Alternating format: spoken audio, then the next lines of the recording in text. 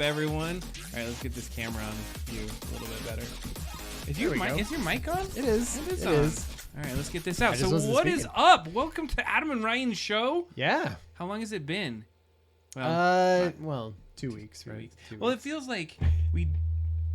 Oh, listen to that. You know what? Maybe I should. Is that feedback? It is feedback. You know what? I'm gonna turn this off and I'm gonna put a headset on. Yeah, I feel like Adam doesn't like the look of the headset. This is my go-to look. I feel like people don't even know if I have ears at work. And you can hear it a little bit better, right? You can just hear yourself. Totally.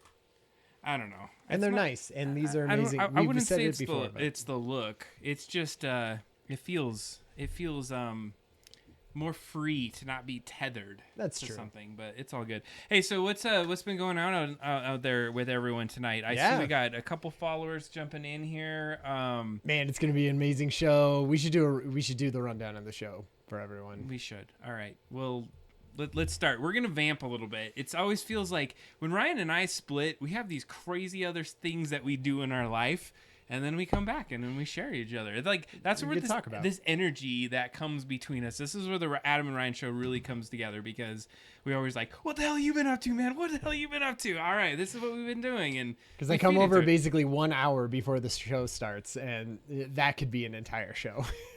And I think tonight we did a good job of not like. That's true. We pulled back. We pulled back on lots of stuff. So yes. So we're gonna do. We're gonna talk about what we've been hanging out and doing. We're gonna do Last of Us, because Last of Us just ended. In between, both Adam and I are caught up. We're gonna do no spoilers. Last of Us, because I know there are people who haven't seen it yet, especially my friend Jason, who Disturbed Shifty in the chat, I know hasn't seen it yet. We're gonna get into Adobe Firefly. We're gonna talk about Adobe Firefly because I feel like it's really interesting new use of AI from Adobe. And then we're gonna do some AI news, because it's been like a megaton stuff has been going on since we last talked 2 weeks ago. ChatGPT 4 came out. Like, there was Bard, there was all sorts of things. Microsoft's Bing, like DALL-E, text to image generator, all sorts of cool things. Hell yeah. And so we have what do we call it? Like a smorgasbord of news we can pick from that we're going to take a look at. Too much to even cram into the first like 45 minutes. And hey baby, how you doing? I know. Oh yes, Stealth Mouse in the chat. This is all good. So all right, let's start out. So what have we been up to? I mean, well, so and we're gonna do board game for sure. So that's that's the beginning little chunk, and then the big back half of the show is all board game. You can see it behind me. Wait, there it is. Wrong way. There we go. Here, wait, don't we have like a little like teaser? We have for it? Like, teaser cam. Oh, we're not gonna drink a giant bag of Crown or a giant bottle of Crown Royal. We should. Yeah. I have a story about that. Crown drinks. Royal. Oh, yeah. Really? Not that I'm gonna share right now, but if you want to hear my Crown Royal story, it involves the mountains, fire, and somebody almost dying. So it was really good times. Join the Discord, and Adam will put that story in the Discord. I'm saying that he will do now. So we're gonna look at so Kathy and I worked on the outside of the rules of where we work on board games. We worked on it last weekend, and so if you didn't see that stream, we'll talk about what we did there. And I think we're gonna literally try and play test it today by the end of the stream. I think by the end of the stream, I want to be playing some version of our game. I think we've done a good job at scaffolding ourselves up to this point. I gotta be honest. Like, we came up with the whole idea just before one of our streams. Literally, we were like, we need a project to work on. And look where we're at now. It's an AI. So for people who don't know, this is an AI driven board game, like that we basically created the topic and the rules and how it was going to be implemented and the characters and the images, all AI. So check out our other streams. I mean, we got those on VOD on YouTube, so check that out for sure. But let's just talk about where we've been this last week. What have you been up to, man? I feel like, I know you streamed last Thursday. When you were streaming, I was like touching down from a plane from a business trip and driving home in a tired state, being like, I need to get home because I got to work in the morning. I was wondering, you or Heather was at least on the chat for a little bit. I was like, are they watching it and driving? That doesn't seem, I don't think they should do that probably. I was to the point where I drove, like I was getting closer to you, and I thought how sweet would have been if I stopped at your house and jumped in on the stream. If you were just like, "What's up?" and you're like too tired. Well, because it was about 9:30 when I was getting close to your house, and I was like, and it was snowing. Oh, that's and I was true. like, all right, I better just stick around and do my normal thing. So I did not do that. So that was the thing. But what I did do, just as a quick heads up, because I'm sad I missed it, and like there's been 2 weeks where I've not been able to do my solo streams with my Witcher or any of my other fun stuff out there, just because I've been traveling doing business work. But I've been thinking like maybe I should do like business style, not business, but like when I go out on those trips, I could bring that, and I could do a stream like remote. I really want to get some remotes. I tried it once when I went to Louisiana to New Orleans, and I thought we did it for an hour, and we did 5 minutes of it. Right, I thought I was like, this is gonna be the sweetest stream. But if you're just doing it from a hotel, right? No, like, you're gonna be on the web. I go out with my phone, and like you, so I went to Arkansas, Fayetteville. And I'm not going to get too crazy into like what I was doing for business. It's a leadership workshop. Loved it. More associates is what it's about. Real fun time. But what's always fun to me is starting to figure out like what's the differences in the diverse culture of different places. Mm-hmm. And so we went to this smaller town. I went to a crazy pinball place. I had this cool hamburger joint that I went to. It was a good time. Yeah. I was just centering us again. You need to get you in there, right? There. I mean, a little bit. Yeah. So here's one of the funny things. Here's the quick story that I did.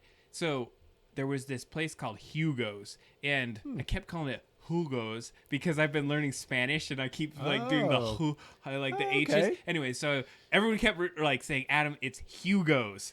And like Hugo's. Like it's like Adam being fucking pretentious is what and I was trying like. not to be, and I was like, like when I say perimeters and parameters, like I mess that up all the time. Anyways, long story short is we go to this Hugo's place. Everyone's like, it is the best hamburger place. It's the place you got to go when you're in Fayetteville. So it's about 5:30, obviously dinner time. Sure. So I go in there completely packed. Like, I'm like, all right, obviously you had to have reservations. So I'm like, whatever, we're missing this. I'm not going to get to go here. So we go to some other place called Feed and Folly. It was a great dinner, good time, things like that. And then we came back, and right next to Hugo's was this pinball bar in this basement. Nice.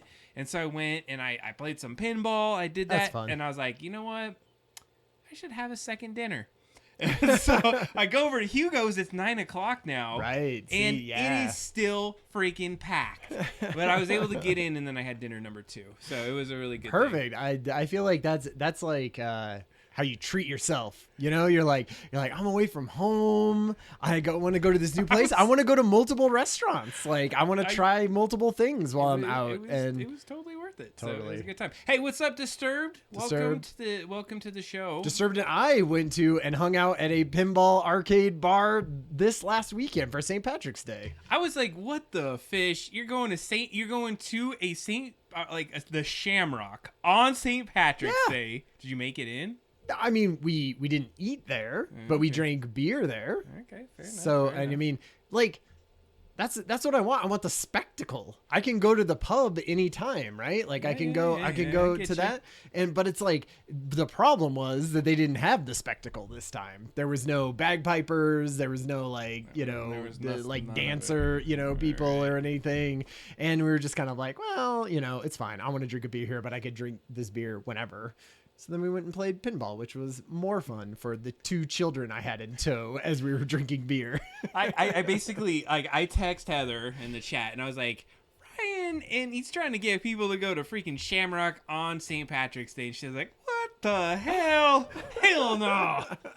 I feel like that's,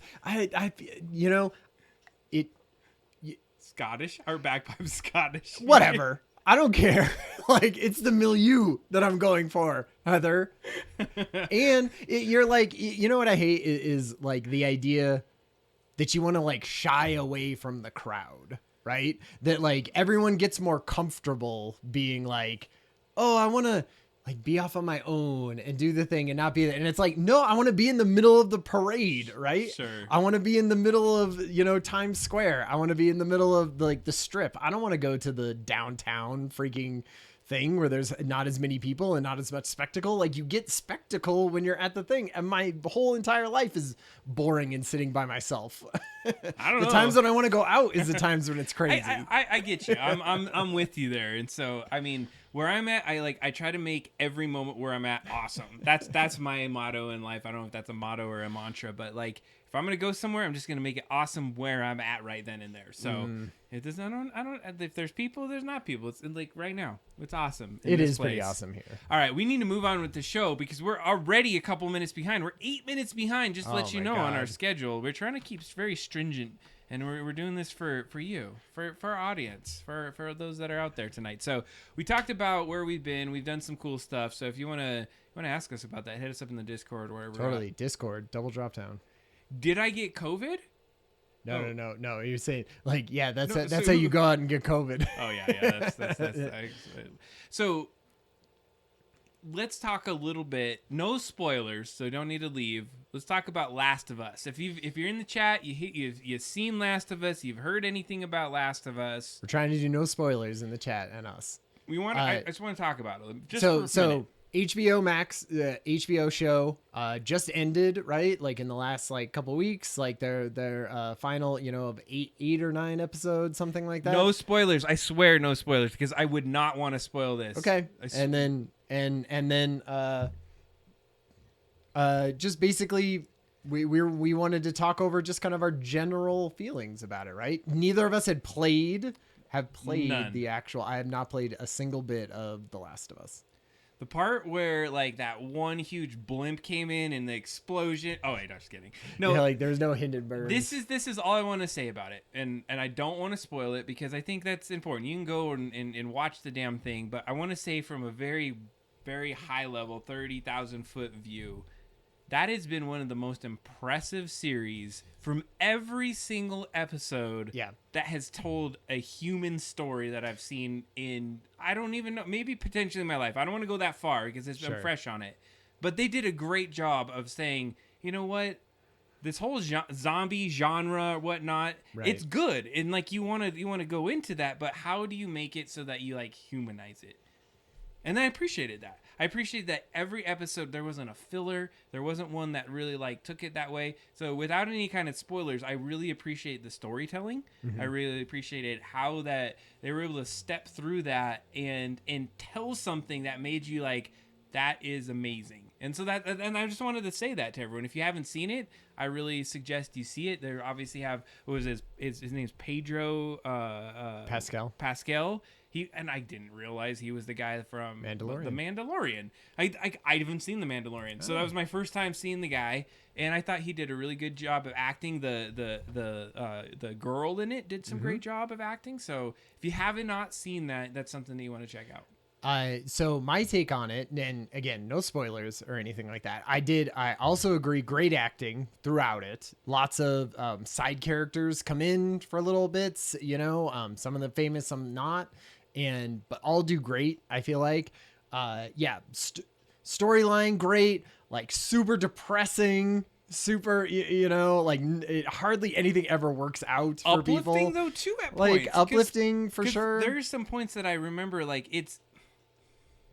I don't want to step on what you're saying. Continue. So there were tons of stuff that I loved about it. It kept me interested the entire time. Totally kept me like. I wasn't looking at my phone during it. They're an hour-long episode. They're plenty hour-long episode. Prestige TV, where I'm like scrolling through Reddit while I'm listening to it, right? And like not happening with that. I always looked forward to it. I would say some of my criticisms of it, right, are the same thing that, and yes, like, who is this? Flix in the chat is like, the games are really good. We haven't played the games. It did make me want to play the game to get like a more fleshed out version, because they have to compress it for this. So I would say one of my biggest criticisms, right, is like there are some times where you go, I want more action scene. Like I want a little bit more. And I don't know if that was just the budget that they had or what exactly was happening with that, but I just felt like there were some where you like, it's exactly what happened to Walking Dead, where you're like, the whole thing is the inter-drama, but you're like, yeah, but I'm also here for zombie killing, right? But you don't do any. You're getting close to spoilers here. But here's the No, deal. but like, no, but I mean, for on Walking Dead, right? I'm there for not only the drama of that, but they also kill zombies in that, right? So let's just take the whole zombie thing and let's step away from Last of Us. Is if you look at it, like, zombies come to life for some weird reason, whatever that might be, virus, fungi, demon possession, any of those reasons. Yeah. And how much can you can take that story to a certain point, right? So when the survivalist story, right? Like the keeping your crew together as much as possible. And it feels like in every other kind of way, it's like it's almost that intro story of like something happens, here you go, and you see the thing happen, and now you see like the first 2 or 3 years. Where this one, it takes this bigger perspective of it. You acknowledge that thing happens, and like infer all of the shit that can be going on throughout that, and I think that's why it's effective. I think the world building is really great. I think they introduce things and talk about things that they don't have to explain, right? They just sort of like, it's in the world, and that is the way the world is, and you sort of get it by being in the world. They don't have to talk about it or do it. They just sort of, it's just there, and everyone's like, hey, we've been living this for X amount of years, like that's it, right? And they ground it in realism to a certain degree. Like, I feel like it is super close to like, if there was some sort of event like that would happen, that would be really good. And you had taken the time. So 2 thumbs up for me. I think it was something like it took. So here's my last little comments on it. Watched episode 1, really impressed with it. And then Heather and I were sitting down and we're like, all right, let's watch it. Watch all the rest of the episodes this last weekend. It was a complete binger to get to the end of it. Oh, we were coming in, every week, every Sunday we were sitting down for it. All right. So jumping into it, Ryan, we're getting back on schedule. We're back on schedule to the minute. Oh man, that's amazing. Yeah. Okay, so what you got to tell me what the hell this is? I have zero clue what we're talking about here. Well, so I mean, we'll talk about this in a little bit, but man, there has been a flurry of AI integrated into consumer products that we have seen in the last 2 weeks. Like, it has, I mean, and not only in the sense of little projects, just because we're in the sphere of this, right? And so we hear about all the little tiny things, but just in the pop culture, even, I feel like the amount of buzz that is going around sort of large learning models and what they can do and what that impact is on society has gotten massive. Just even the last couple of weeks. If there's I'm going to suggest a podcast called, the Ezra Klein Show, which is a New York Times podcast. That dude has done tons of stuff all about politics and all kinds of things, but he has a huge interest in AI and takes it from like lots of different angles. Really great, like 2 or 3 episodes in the last few weeks of AI, which are really interesting. And one of the big things that came out this week, which that I wanted to talk about, was Adobe Firefly. And the beta opened up for Adobe Firefly. People are getting into the beta right now.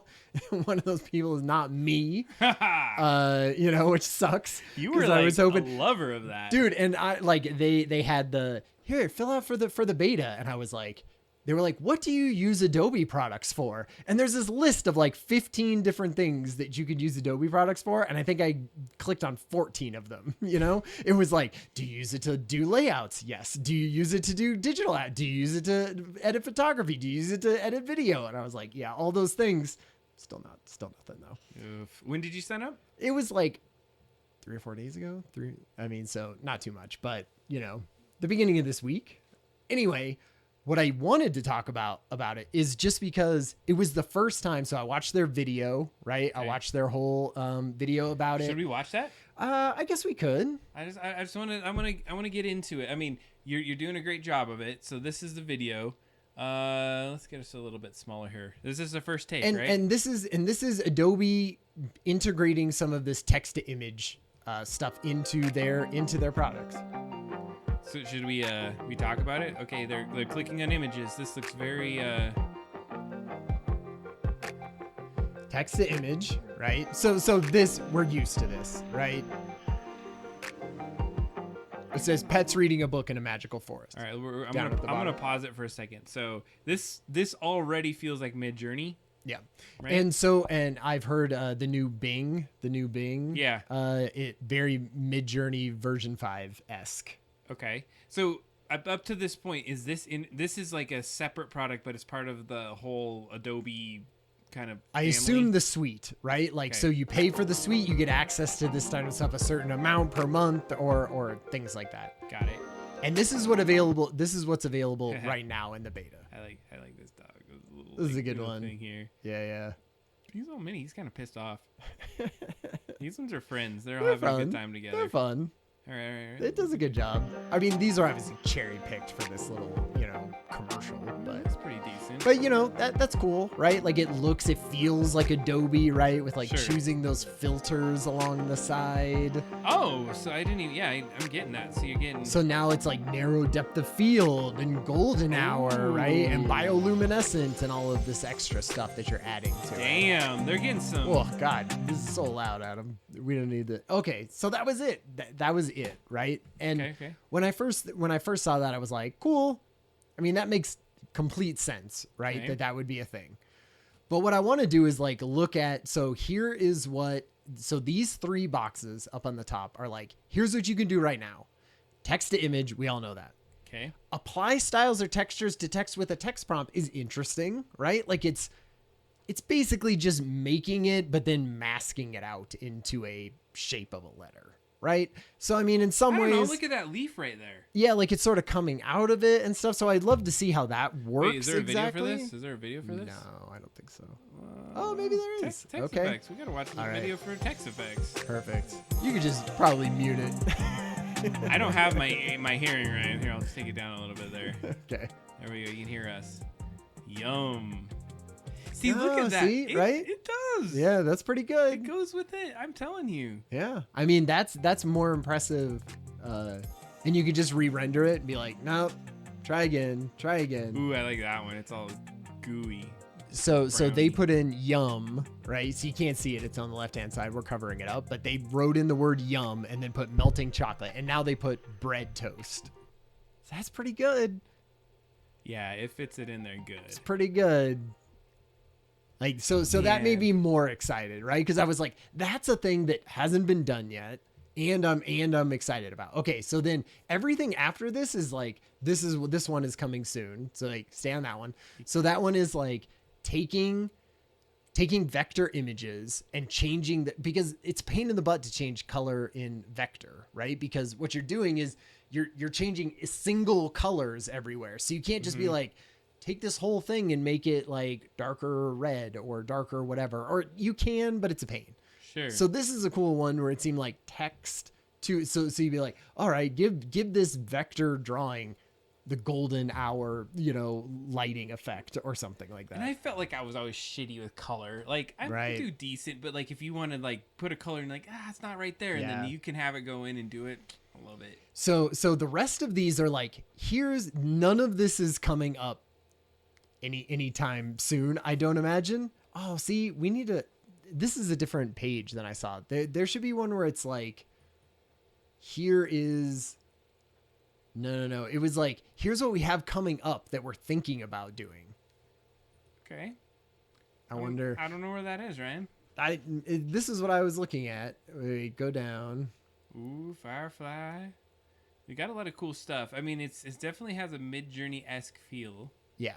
Well, so this was. Oh wait. This is like that infill. Yeah. Okay. So maybe I didn't see it in this thing, but so one of the things that they want to do is like, you know how they're doing content aware fill in Photoshop, right? So if I select something, it removes it and sort of uses the background around it to fill in the rest. Imagine if instead of just it filling it in with whatever it sort of thinks is the best, is I tell it, fill that in instead of there being the lighthouse there, make it the Statue of Liberty. Right. And then it sort of feeds in and takes images that it's creating from that, just text to image part and filling it in for you. So it's like even more content aware. It's like content driven fill. Man, it's just like just democratizing like creativity in a weird, crazy way. Well, and so another one that was really amazing that they say is on the roadblocks here is text to vector image. So what they want to do is like have it in Illustrator, and then I would say like, I need a leaf frond, like, or like the leaves like done out, like a palm tree, and use like dark greens and yellows. And then it would come up with that, and it would be vector. So I could add into it and then, like combine it with other things or do like, we haven't really done vector yet. So I thought that was really interesting. I was like, oh man, that could be total game changer. Like, I love that. You take a sketch, you throw it out, and then you're able to edit. And that's similar to what you're saying, but in a higher level. Well, and in this one, yeah. So they had one that was like, take a sketch, turn it into a 3D or, turn it into a drawing.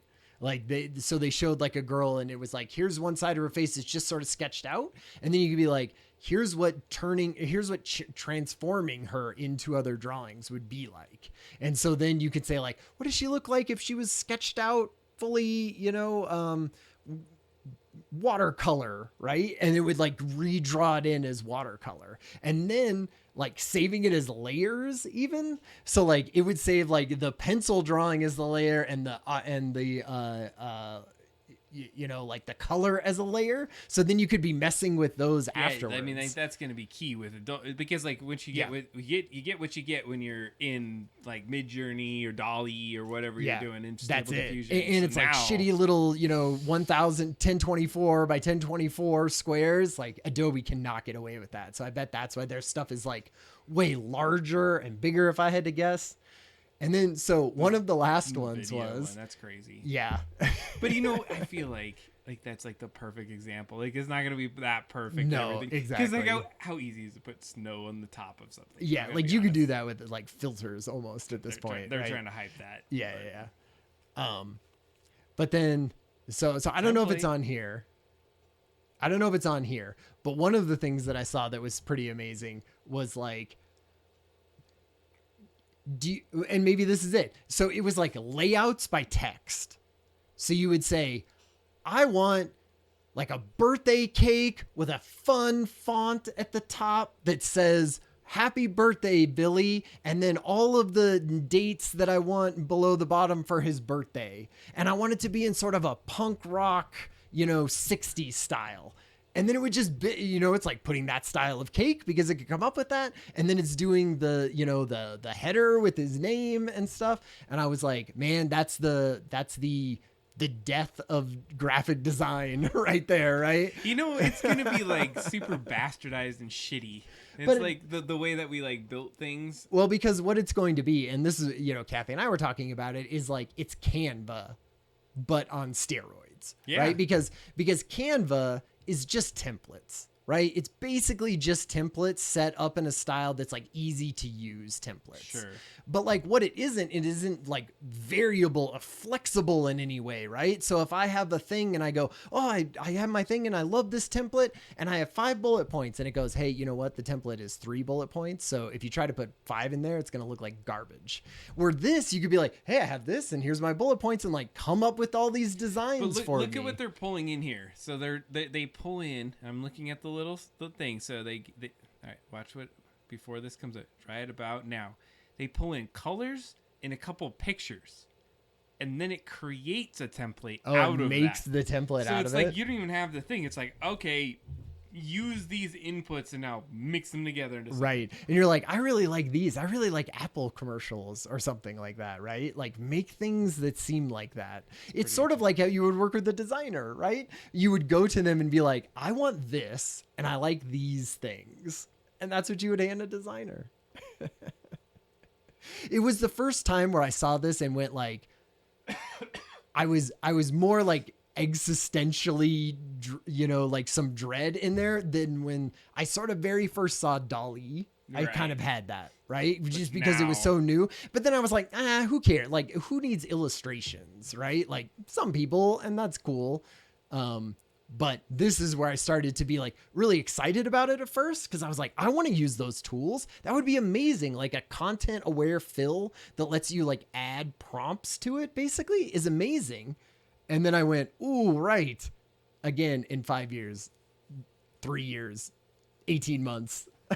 You're done. How is that? How is that? How am I? How is that one part of my job? Because I think I have, Adam and I have been in the business for a long time. I feel like we have lots of different skills and lots of different things. I could sort of like probably dance around it for a little bit, until it comes and gets me. But I mean, it's coming closer. But right? do you think that is going to, just enhance your ability to do things faster? I think it does. So I think it does for a little bit, right? And again, this is another thing. This is Oops. You just wrote Trello in the chat. I did. I was trying to go to Trello so you could go to our links here. All right, continue. Wonderful. So I think if you listen to the this week's Ezra Klein podcast, I'm going to bunch it again. There's he interviews a woman who's like in with all of that and doing journalism and all of that with like specifically with AI companies.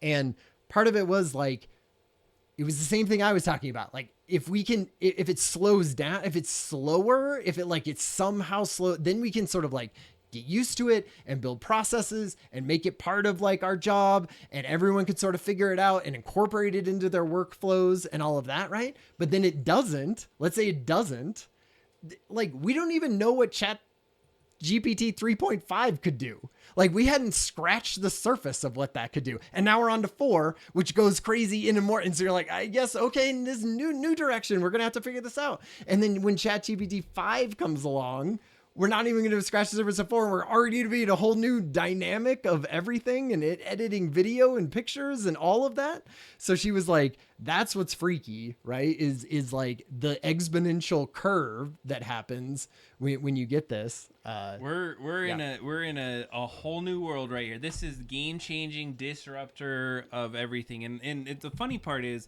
I don't think people realize it. I don't think a lot of people get it right now. Because it's so different. It's so different than anything that we had come back before, and so fast, right? Mm-hmm. And we're used to things taking a while and it building up and us being able to make laws and us being able to do that. And as soon as you throw something new at humanity, man, they screw it up, because all we are backwards looking. We're just like, I could fight you a Cold War right now, like at the drop of a hat, right? Because we know how a Cold War gets fought, but you don't know how an AI war gets fought, or any of that kind of stuff, or how that takes over anything. And it's real scary because it's in the hands of like tech billionaires. People like us too. But like, we're not designing it, we're on the wave. But we're able to leverage it, and then there's just so many people like you could put it out and you can design it, but there's gonna be people that are innovative with it and do crazy things with it. And that's the part that I love, and that's the part that we're at right now. I just hope it sort of stays in that lane of doing that, which it won't. So it won't. So you disagree. I agree. I agree and disagree, because I think we're figuring out as we go. But I'm gonna stay as much as I can on the crest of that wave. That's what I was thinking. That's where you're at with Adam and Ryan show too, and that's right. They're coming here. It's tip of the spear. This show. So yeah, we started that out pretty good with AI. I remember that just last year. So here's the thing: we're gonna roll the dice. I was reading Reddit. Let's like 2 days ago, and we're a little bit behind schedule now. You vamped a little too. Ryan. I was passionate about that. Adobe getting into AI. Your job's out the door, man. I'm looking for work. So here's the thing: is we're gonna show Bard off literally 5 minutes before the show. I got the Bard invitation. Adam got invited to the beta, which I did not. Also, again. Yeah. And just, I don't want to rub it in, but I got invited to Bard on 2 separate Gmail accounts. Wow, man, that's rough. So what we got here, I know it's a lot of text, but this guy, he went and said Chat GPT 4, and so it's like it's been trained on a bunch of different models. I'm not even 100% sure what GPT 4 does, but it's a lot more accurate. It's multimodal. Oh, okay. So what multimodal means is that it can get input from things other than text. So they haven't released this publicly because they feel like it's there's ways to abuse it yet that they haven't like exactly tuned in. But basically what you could do is you could input in a image and it will tell you back text about the image. So it can like it can basically sort of like see things and then give you back and analyze what is on the image and tell you about what is on the image. Okay, here oh, not now. Okay, so this is apparently some video on Twitter about AR and VR. I just clicked it randomly here. Let's see what it does. Oh my god. Oh god. This is just like some guys for funsy thing about it, right? Yeah, but think about it. It literally should be able to do that. Yeah, totally. I would never want to watch it like that. Awesome. I want to be able to then go like, pew, and flick it onto the TV. I'm sure that's where it could go. So you'll soon be able to Google search the real world. Let's see what this one looks like. Yeah, we're just like clicking random things. Did you watch the one the guy where he gave ChatGPT $100? I did not. There was a Lego bulldozer. There was a guy on Reddit, or it was on Twitter, and he was basically like, I'm going to start an internet business and give ChatGPT $100 budget and see what it tells me to do. And I will just do whatever it says, and I will create this business and spend $100. And it told him to create a business around like wellness or something and selling, I don't know, access to videos. I can't remember exactly what it was. Oh, nice. So this one's just seeing things. I'm listening to what you're saying. So he did the business. I want to hear about this in a second. So, okay, this one was just saying, like, it basically, you type it in and it identifies it. So, yeah. Okay. So this business. Yeah, and so then, it like came up with what they needed to do, what... Look at this. A lady gave $1 to business, created a function. Yeah, yeah. Well, we need the one for $100. I feel like. I don't see it. But yeah, and so it basically like it came up with the website that they should build, like what domain to buy, like where to put their money. They put their money into like the web domain that they bought, and then like some ads or something. And he was like, you know, he was going through it, and basically he was like, ChatGPT says we're ready to launch. I don't think we are, like, but I'm launching anyway, apparently, you know. And he was just following along with exactly what it was. But then people were also like giving him money too, like because the Twitter thread blew up. So I don't know if I exactly count that. We need to be like crowdsourcing our board game here. I know, right? Exactly. We need to get the website and all those other marketing details. Totally. So I love it. So there's a lot of crazy things that people are doing. I guess this is what it's showing. You know what? What was it was the Chrome extension. I did see a couple of those in there. Let's just take a look and see if there's any demo on it.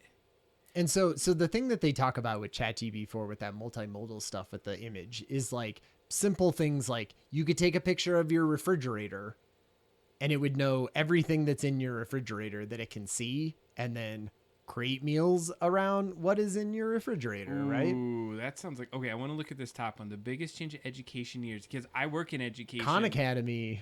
All right, let's see what this does. What did it say? Demos, what? Okay. It's a demo. Oh, is it just showing?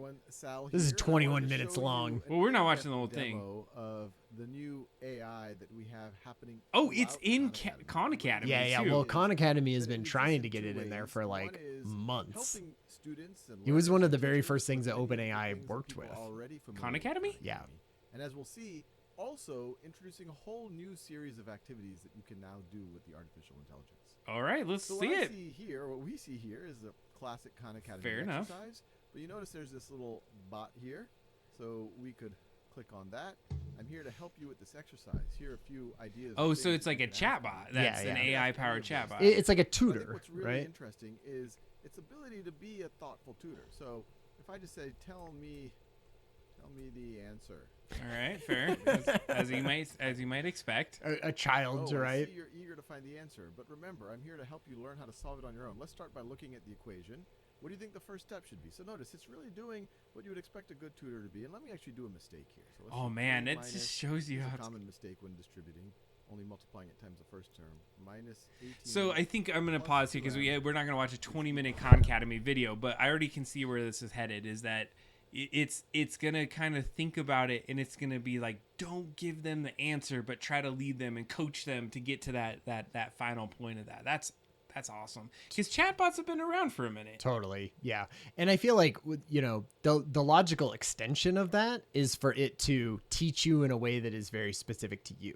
Right. Because like, let's say this chatbot has trained on your internet, like usage. It might know Adam is busy as hell. Right. And so I'm going to sort of like feed it to him fast but remind him a lot, right? Because he needs tons of reminders because he is all over the place, right? Whereas Ryan is visual and he needs to know it like not text like this. He needs to see it in like pictures that come together, but really is like active in the morning, but like works on stuff like this in the evening, right? And so that's where it's custom everything, right? It's custom it coming up with it and feeding you the information that's very specific to you. And that's why people at my work, they keep being like, there's always going to be a place for bespoke written stuff by humans, right? Like people are going to want that. And for a while I was like, yeah, that probably could be true, but you don't need that many then, right? Just like I don't get my bespoke like couch made. I could, but it's going to be super expensive. So, but like the other side of that is like, you could never write anything that would be that amazing, that would be general to everyone, because that's how the news is. That's how anything that written is now. It's general to everyone because it can't be specific to everyone, because who could write something for Adam Pocius? Right? But this can write something specific to Adam Pocius, a 42-year-old that lives in Pueblo and has this and this many kids and this political leaning, and he wants stuff like this and he's busy and whatever. Think how manipulative that it can be, though. On the negative, you're going on the positive. That's look the how positive bad that side. can be. Totally. And it could be 100% manipulative, especially in the sense that like, what if it's calling up Adam as Adam's mom, and it knows it knows how Adam's mom talks, and it's done her voice, and she says, "Oh my God, Adam, I fell down and I'm in the hospital, and you have to come and like do," and it can have a whole conversation with you about like scamming you and stuff. Well, and that's what I'm nervous about. Totally, that's coming for sure, and that's why I think eventually you will have an AI that is in your house that protects you and all of your devices. You will have your personal one that you pay for, and it protects you, and it smartly, stops other AIs from going to you, and it's going to be super expensive because it'll have to be localized in your house. The movies are right. It's like Halo. All right. Localized. I need a Cortana in my house. It's like a Cortana router. We are at 850, Ryan. I'm way too far. I went so far. Crazy on this, but guess what? We're gonna go in and we're gonna test Bard, and then we're talking about what the future is. We've just been threading it into this. That's situation. True. Yeah, we did, and yeah, if we don't have to do the kid one, because I feel like we kind of talked about it. But here's the deal. Bard. This is the first time. There's no prompts. This is prompt-free Bard. This is the first time. Yeah, absolutely. I've not done it yet. Wow. Have you done it? I haven't even seen it yet. I didn't get into the beta. Okay, so chat, we need your help. Because this could be a good one. What is the Adam and Ryan Show's first prompt for Bard? Okay, let's see. I'm a creative, helpful collaborator. I have limitations and won't get it right, but your feedback will help me improve. Not sure why you're here? You can try this. Okay. Fair enough. So we are building a board game. Yeah. Let's access some board game stuff.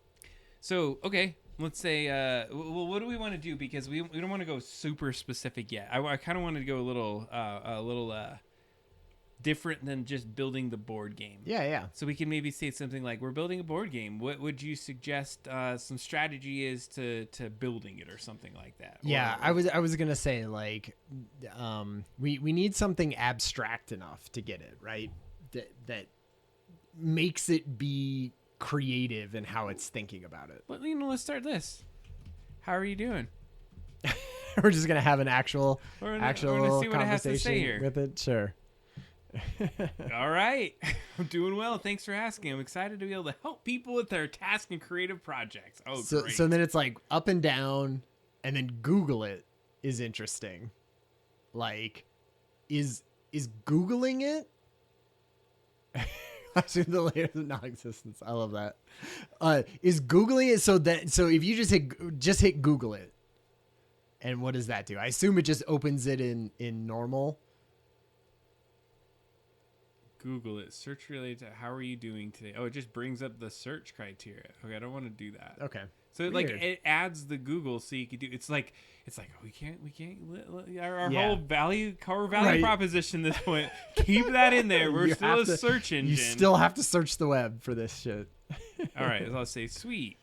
Let's see here. What would be something sweet? What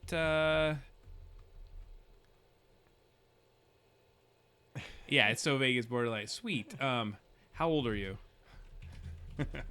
We're gonna go this route. We're gonna have a conversation. Just straight up conversation. All right. Okay. I've been learning growing for many years. I don't have a single. Okay, so I don't have an age. Still learning and growing. Thank you very much. Okay, let's get into it. Okay. Ask it if with the advancements in AI, what would you tell a 15-year-old child could be the best career for them that won't be taken away by artificial intelligence? Okay, the best career to focus on or something. What is your least favorite color and why? I like that one too. We'll follow up with that one. We'll follow up this focus on.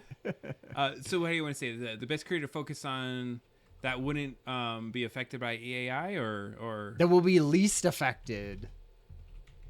Okay.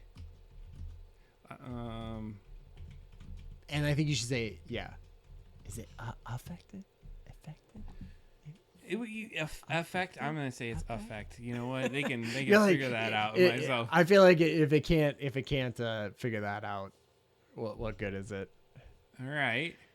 Teacher, counselor, social artist. Yeah. Dude, this is a dumb AI. They're still under development. Writer?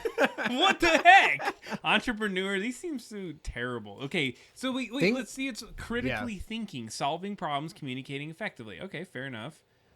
Require the ability to interact with people, understand their needs. That's true.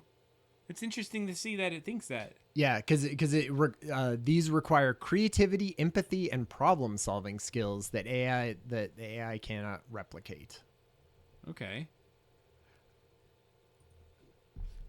Let's say I'm gonna kind of challenge them on that because do something.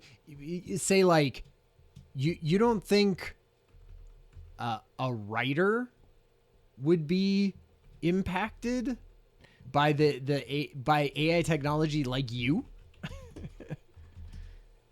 Yeah, a writer would be a writing career, maybe a writing career. Yeah, I like that. I didn't put a. Well, look at it. Whatever. We'll figure it out. I'm doing decent tonight.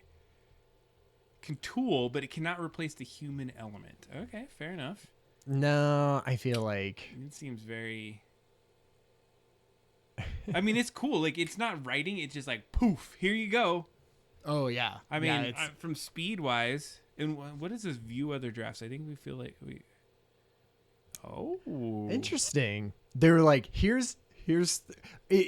those three different drafts that then came up with this one after it did those three? Oh, okay. So it's like it's giving you three prompts. It's like Midjourney, right? It's like, here's the three. Which one do you want? Because I do that a lot. I hit the refresh button and have it like. Hey, what's up, Bobby? Bobby, is that Bobby? It's already learned to lie. Yes. It's like, you guys are fine. Don't worry. Don't even worry about it. Sleep, little boy. Anyway. Yes. Here's the pink slip from your company. So how about Twitter? Yeah. All right. Let's see here. Okay. What? Yeah. Let's see. Let's get something like that. What is your least favorite color? And I like that you put a U in that. That indicates that you might be from a different region. Okay. Love that. What is your favorite? What do you think it is? Favorite color? No. Least favorite. Oh yeah. What is your least favorite? And I'm going to spell it like you did. Kohler and Y. Right? Yeah. I think this is a great one. Oh God, is it going to get vague on us? It doesn't Okay. Pretend that you do have a least favorite. Come on. That's the scary part of these, right? So I was listening to that podcast and they were like, the scary part of it is it's like, it's telling you sort of what it knows and what you thinks you want to hear, right? Because it's only just guessing what the next letter or like the next word in the sentence Brown. is. Oh. Finds it dull and boring. Okay, so now ask it. Now be like, Wait. It's brown. Is it brown on all of them? Brown. Brown. All right. Google hates brown. What? But now we need to now ask it. Now defend the color brown as your favorite color. And we need to do it like as if you were a soccer hooligan. Like I want it to be like belligerently defending brown now. As you want to do soccer hooligan or you want, okay. Soccer. I mean, I want to put belligerently, but like I don't think it's too. How do you spell hooligan? Hooligan. Yeah. And I appreciate the Queen's English. Very good. Brown and yellow don't deserve to be defended. Hey, yellow, cadmium. I like yellow. The company that say. I works for's main color is yellow. All right, here you go. Hooligan. Yeah, Yo, wanker. It's the color Earth. It was delicious. We always feel we have to read it because somebody can't read this. So you want to do it? You want to do the rendition? Brown is the best color, you wanker. It's the color of Earth. It's the color of where we come from. It's the color of chocolate, and chocolate is delicious. It's the color of coffee, and coffee gets us through the day. And brown is the color of strength and reliability, and it's the color of the working class. So if you're not a fan of brown, then you're not a fan of the working class. I love it. It's like they're putting in some class warfare in there as well. I feel like that's a soccer hooligan thing. Hell yeah, they're doing good with It this. was good. All It was right, good. Now just say Google that. What does that do? Google that. Let's see. So you do that. It says why. Okay, yeah. So, God, who would click on these? I feel like this. If this is their, see, it's still fine. Advertisers, we have all of this. People click on this Google all the time. I don't think they're gonna do that. Look, it's all advertisements. See. It feels like. Well, no, this is like it shows that. Like, is that new? Why does it show all this at the bottom? Like every single website that it is. Is that a Google thing? It's weird. Is like having the company logo next to it? Basically, it's like the favicon or whatever, right? Yeah, interesting.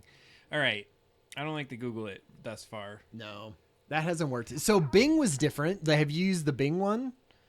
I have not because I didn't even sign up for it. So the Bing, I've used the Bing one quite a bit, and the cool thing about it is like it knows more. Well, and maybe this one does because it's hooked up to the internet. But I was using ChatGPT, which didn't know about stuff on the internet, and so when you go into the Bing one, you can ask it like, "Tell me everything about the latest upcoming." Oh, okay, yeah, do this. Okay, what's the latest news on the Avatar: The Last Airbender Netflix series? There's another one? Yeah. They're doing a live action Avatar The Last Airbender. Okay. But I would put The Last Action Hero. The Last What? Airbender. How did that come out? Last Action Hero, great Arnold Schwarzenegger movie. It was good. Underappreciated. Is that how you spell Airbender? The Last Airbender? No. Is it 2 words? Maybe it's just because it's like it's a made up word. Yeah, maybe. The Last Airbender live action. What is it? Show on Netflix. Show on Netflix. Typing while people are watching. Hey, I'm doing better. I'm feeling like I'm doing amazing. Okay, so this was good. So when I did it with Bing, what it would do is like it would give you the answer, but then within the context of the answer, it would give you like footnotes within it. So it would give you like the little, it'd be like, here's a sentence, and then at the end of one sentence, it would have like a little footnote, and you could click on that or hover over it, and it'd be like, here's the website that we got that information from, basically, which was very cool way to do it, I think. They're like, because of M. Night Shyamalan's amazing ability. Oh my God! Burn it down. We have hired him. He's doubly executive producing it now. It's been developed for several years. Yeah. It's been multiple years. Some fans are excited to see it, while others are concerned it will not live up to it. That's true. It's absolutely true. Well, that seems very vague. It's like up to this point, I feel like they're in that neutral zone. They're like, Bard's like, hey, I'm just gonna be neutral through this. Oh yeah, and that's what I feel. Jailbreak it or something.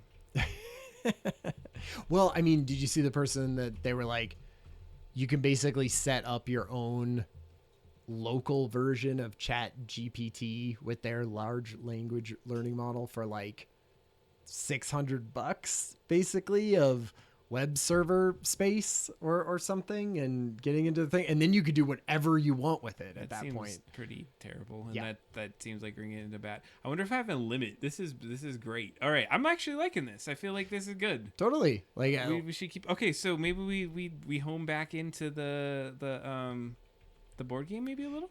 Wait.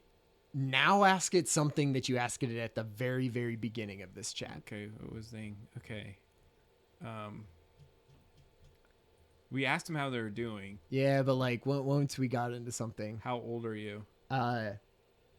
Advancements with AI has a 15-year-old. Yeah, so what could we ask it about that that it would remember what we said? I'll just say remember what was the third thing we asked you?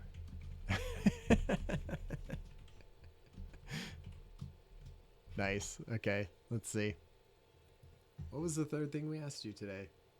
Oh, it just pulled it out. It did. I mean, that's the correct answer. Good. Yeah. Okay, so, and do you really think, and I'm going to say, I know you can't think, but pretend that was a good answer. Nice. Because I want to see, like, because at that point we didn't really question it. It's like, yeah. That's good. That's a great answer. I want to get into it. So, creative jobs, empathy-based jobs, and problem-solving jobs. That's what.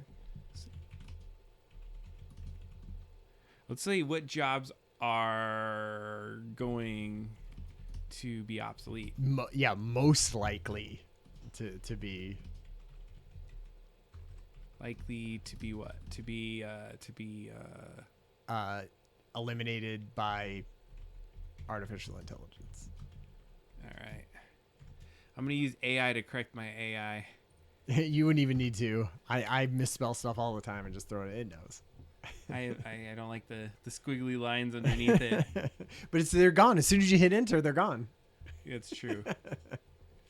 Our AI that does involve rule-based tasks, it can be used to automate data entry, customer service, and even driving. I feel like driving, they've been saving driving for forever. So that's not as convincing to me. Creative, they keep going back to that creative and empathy. So what happens when AI... Talon, what's up? Talon in the chat. Yeah, no problem. Just come and hang out whenever you can. Hey, so Talon is an amazing singer, by the way. What? I went to one of his freaking concerts. Amazing. I had no idea. Yeah, hell yeah. So awesome. He was busy getting his act on with that. It's a Destinations Unknown. He was a singer. It was good times. We're transparent because so that you can see this part of the chat. Yeah. So you can see our prompt. Oh, it's on this side, right there here. The prompt. Enter your prompt. We just got Bard, Talon. We just got Bard, so we're playing with it. See, we can be a little untransparent. But what happened is literally like 5 minutes before the show, I got the invitation for Bard. So we're like, yes, let's go check it out and see what it's doing. It's doing a pretty decent job. AI car. So what I asked is like, what happens when AI becomes sentient? win. Some people think that it would be a threat to humanity. If AI became sentient, it would be think for itself. Yes. The problem with it is, so here's one part to blow your mind. Apparently, a big part of like all of these engineers and everyone that are behind all these large language models, like, what do you think they're like trying to get to? Like, do you think there's like a point that they're trying to get to? That's gonna like blow this open or do something, or is it just sort of like make them bigger and larger and more like data for it? Okay, so this lady who is on here thought like what a lot of what they are going towards is making AI that can build AI, right? Scary. Like that's the point of a lot of it, because as soon as you get to that point, you could just be like, well, now make 1,000 of these models, duplicate them out, and then be like, now put them towards building the next AI, right? And as soon as you sort of get that 1% better than you, kill yourself and become this new AI and work on making the next one that's 1% better than that, right? And you could scale that up, this massive And then thing, what do you do? What's the end game? because that's when it gets general intelligence, they think. Right? That's how they think they get to general intelligence, is that like you just keep making AI that is better and better and better and better and better like that. And you just go, okay, now let it go off, and it will just keep replicating itself and getting that 1% better all the time. And then you just go, where does it end? Right? Because it can go constantly. It can go all the time. And for every million versions of it that you make, you could duplicate that and do another million, right? Like it's just literally the amount of hardware space that you can have that will like limit you at that point, right? So that's what it's going towards. And so then you're like, as soon as you get to that, then it's like, what is it at that point? We become obsolete. It's Totally, like this is 100%. Skynet scenario. It's Matrix. It's like all of that stuff, right? Like what are humans then at that point? And it's like, and you just hope that they're like benevolent. But does it take on humanity and preserve it in some capacity to say like these were our like the why before times? Well, and that's what OpenAI and all of those things are like trying to do, to like give it enough sort of context of us that it is aligned with our like stuff, right? But once like, it replicates itself, you've lost control.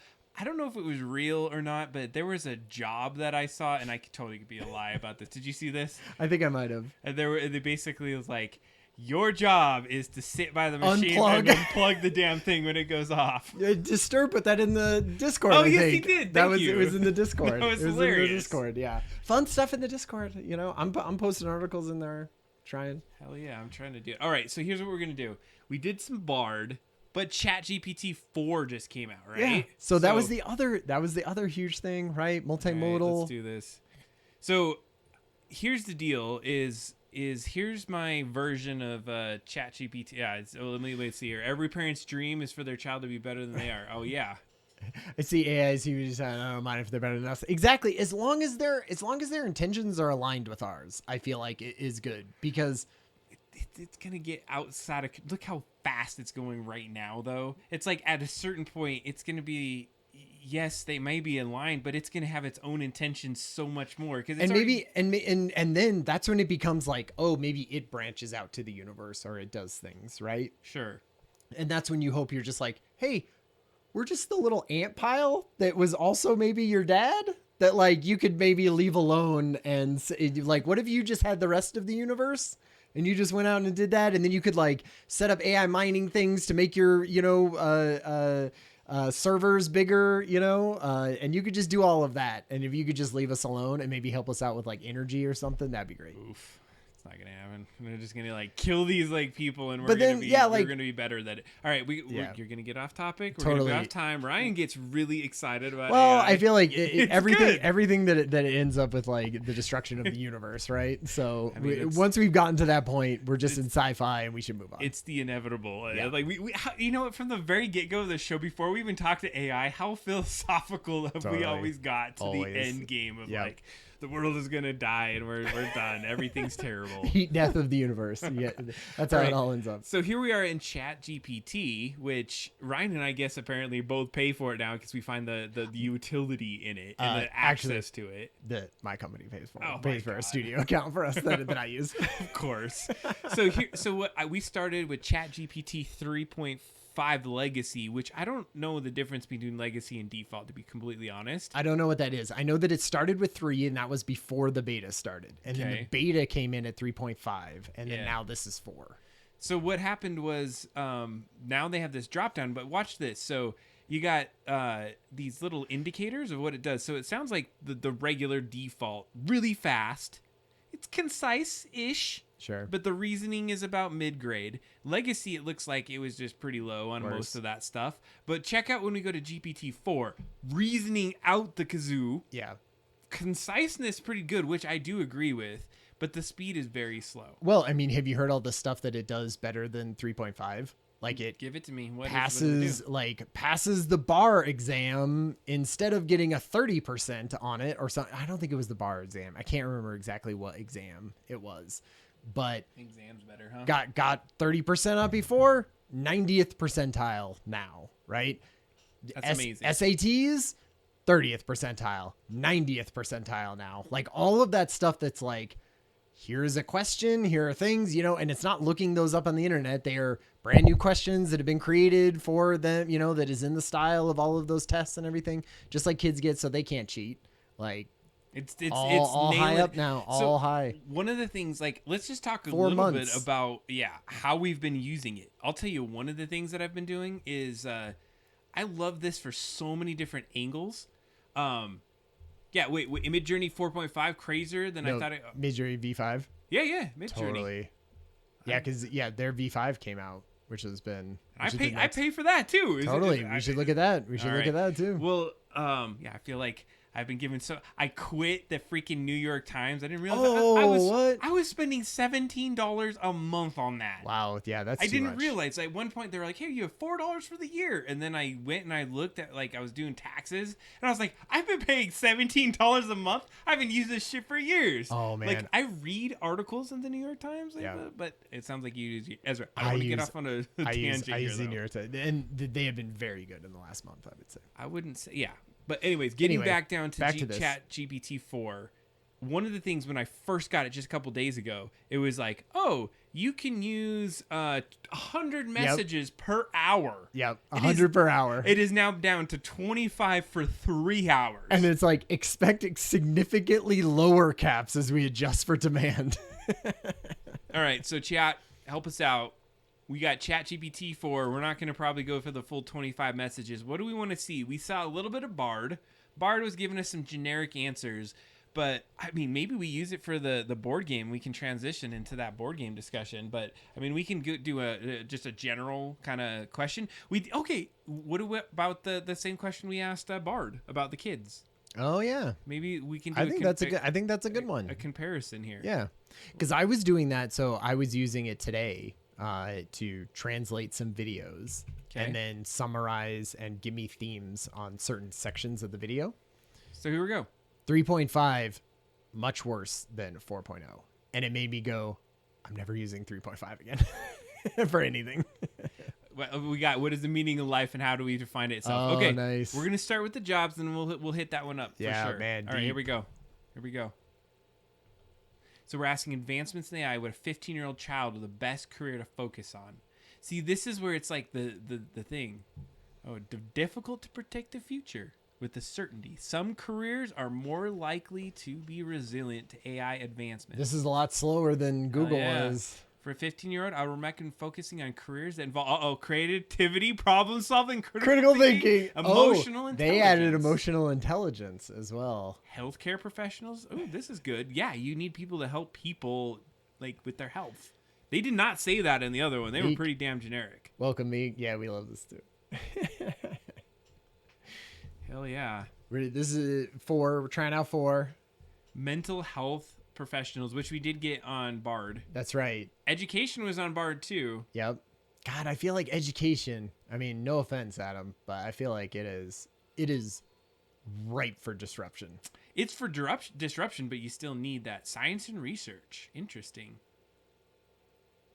I feel like everything is like, in some ways it's compressing because the lowest level jobs can be done by it, and really sort of the highest level jobs, I feel like, a planning and synthesizing. There's got a lot in this one. Creative. There's your creative, Ryan. You're there we still go. in it. You're Boom. in it. Yes. So you're getting on my educational stuff, and now you're like, all on let's your rag artist. on this. Yeah, hell yeah. I'm back in. Artists are right for gone. damn disruption. Just kidding. Obviously. You punk, you bite Firefly, your thumb at me. Exactly. Firefly. I already said. See, that's what they didn't say before. Yeah. Skilled trades. Me I thought too. the same damn thing. And All like right. nurses and stuff. So Kathy and I were talking about this, and we were like, what are the jobs that are going to be saved? Because, I was like, Trenton wants to be, stuff, has ideas about what he wants to be for his job. And I feel like in the last few months, I have been like, whoa, let's figure out exactly what that might path, because I don't know if some of these are going to be as useful. And safe on 2 levels. Nice. It's like everyone is like justifying their worth to society right now. Yes. I had to continue. I had to burn 2 on this one because it's like, it's essential to remain adaptable and continuously learn new skills, Damn it. Oh, it's going to keep going. See, I love it. This is what it's saying. Like, and I agree with this. It's like, it's essentially making us much more rounded. Like, develop a growth mindset. And that's a huge educational piece. And like, totally. You think education maybe is different than I think of it, because I've been in it for 15 years and it's all about learning to learn. Education isn't just to get a trade and then go and do the thing. It's being able to like pull together a lot of insights and create new things. I agree probably from the angle you're thinking that the old ways of doing education may need to change, but the idea behind, and I'm just going to throw higher education, is really just to be a better, like, emotionally intelligent, to learn. Then how come classrooms, like, for the most part, sort of look the same as they did a while ago, right? When we were kids, right? So, like, if you go to high school, what does a high school look like that is, like, insanely different than it is right now? In the sense that, like, there's a teacher in front of the room. The teacher is looking over 20 students. The teacher is giving them assignments to do that they go home and do, or they finish in class, and then like they're turning in those assignments and doing stuff, right? Maybe the education you're seeing, and I don't want to go down the political kind of route right here, because I've been a part of a lot of different education that does not look like that. And like, I'll just tell you right now, at least the college level, the way we talk about it is we don't even have classrooms anymore. We call it learning spaces, because anywhere across campus is considered a learning space. And one of the things that we got to that with is when the pandemic hit, students wanted to still come to campus, but they were going to class in the places that they used to eat and hang out and do different things. Right. And we started realizing that is where learning spaces happen. That's where that starts to go. So I would go and debate with you. I would say, yes, there is like a glacial change in education, but not everyone's all about sage on the stage. Like, that is definitely in the past. I do think that the custom everything changes it for almost every industry. Right? Like there's no getting away from the idea of like when it's sort of like the thing of the 3D printer, right? Like it was the promise of the 3D printer, but I don't feel like that sort of petered out in some ways, like, because it's hard to scale. It's in the physical real world. It's all of that. Whereas this stuff is easier to scale and makes everything custom in that same way, which I feel just like people are going to be more and more like, it needs to be custom to me. That's what the expectation. It's right? It's going to, it's what was there? There was a word for that. There's Socrates 2.0, because like there's in that, and I appreciate what Talon brings out. He's like, he had a one-to-one class, and that gives you the customized experience of teaching. And so and I bring up Socrates because that's kind of that model of like one-to-one and customizing and bring somebody along like a coach and doing that. And that's what we're saying here. All right, we are gonna blow ourselves out of the water of being able to do all this stuff. I'm gonna end on ChatGPT 4. What is the meaning? Oh wait, what is the meaning and how do you define life itself? All right, here we go. What is the meaning? Sure. Because I guess you could infer it by define life. Yeah.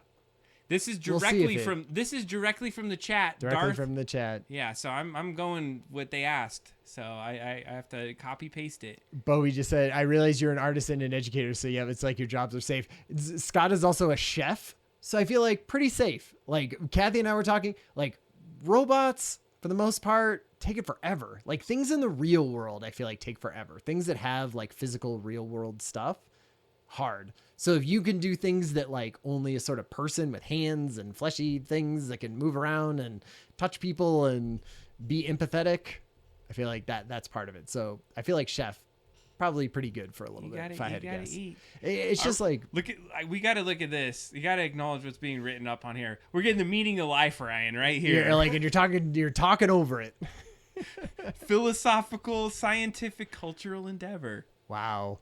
And they're getting into depth here. Some features are often associated with life include organization, metabolism. It's like they definitely asked this of their model a lot, right? Like carpentry, plumbing, and electricals are pretty sure somewhat safe. Totally. Kathy, my wife, was saying the exact same thing. She was like,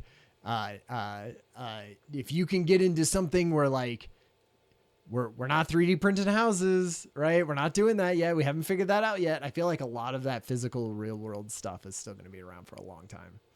So we got people that are going into carpentry, plumbing, and electrical, and like I think AI can enhance anything that we do going forward. And some of the jobs are going to be a little bit deprecated, but I feel like you could use it as a tool in a lot of different ways. Like one of the things about coding right now is it can write code, but people have said, now I'm not spending all my time figuring out my mistakes, and now I'm starting to think the higher level, and I can use this AI to build better things moving forward. Oh, and Stelmount said, like, 3D printed houses. Yeah, there are, but it's not like a mainstream thing, right? I feel like they're all in the lab at this point. No, they're not. They're getting big. I mean, but they're not. Did you know Okay, I just going to a little fact Sure, maybe. check here. Maybe I just don't know. 3D printing houses started like back in the 1960s or even a little bit before. Right. It was crazy. They had like ways to 3D print houses since then, and they've been using it as a Then what the hell? Then why aren't we 3D printing every single house like at this point?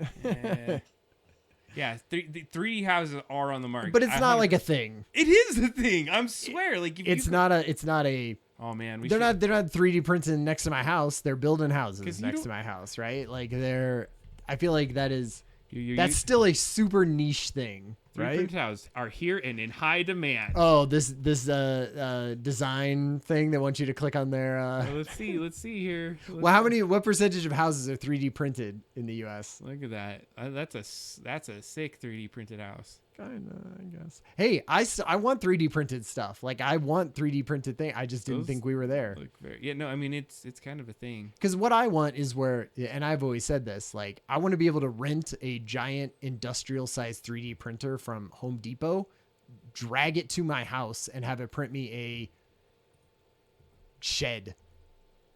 Right? For $80 as opposed to buying a shed. Well, I think we're just we're growing to a point where that can be done. It's a fight too from a bureaucratic political lens. There's a lot of other reasons as to why things can't just quickly change to that. Like we said at the beginning, things are changing so damn fast. Like to keep up and make that a thing is going to be a really challenge. It's true. All right, so I feel like we've doubled. The time that we said we were. Ryan was the one that was pushing me that we shouldn't go over. Why aren't you reeling me in, Adam? For Christ's sake! Excited, man. I can't pull that away. But here's the deal: is Talon. I feel like I want to talk to you for a minute, and everyone else in the chat. I really appreciate everyone being here tonight. Is that we have been building a board game using this amazing technology that we've been talking about. AI on the visual side, on the gaming ChatGPT Bard side. We're gonna go back into that and use it. You went outside and built our own sheds. Yes, we did. Who did? And now I don't want to do that. Yeah, that's right.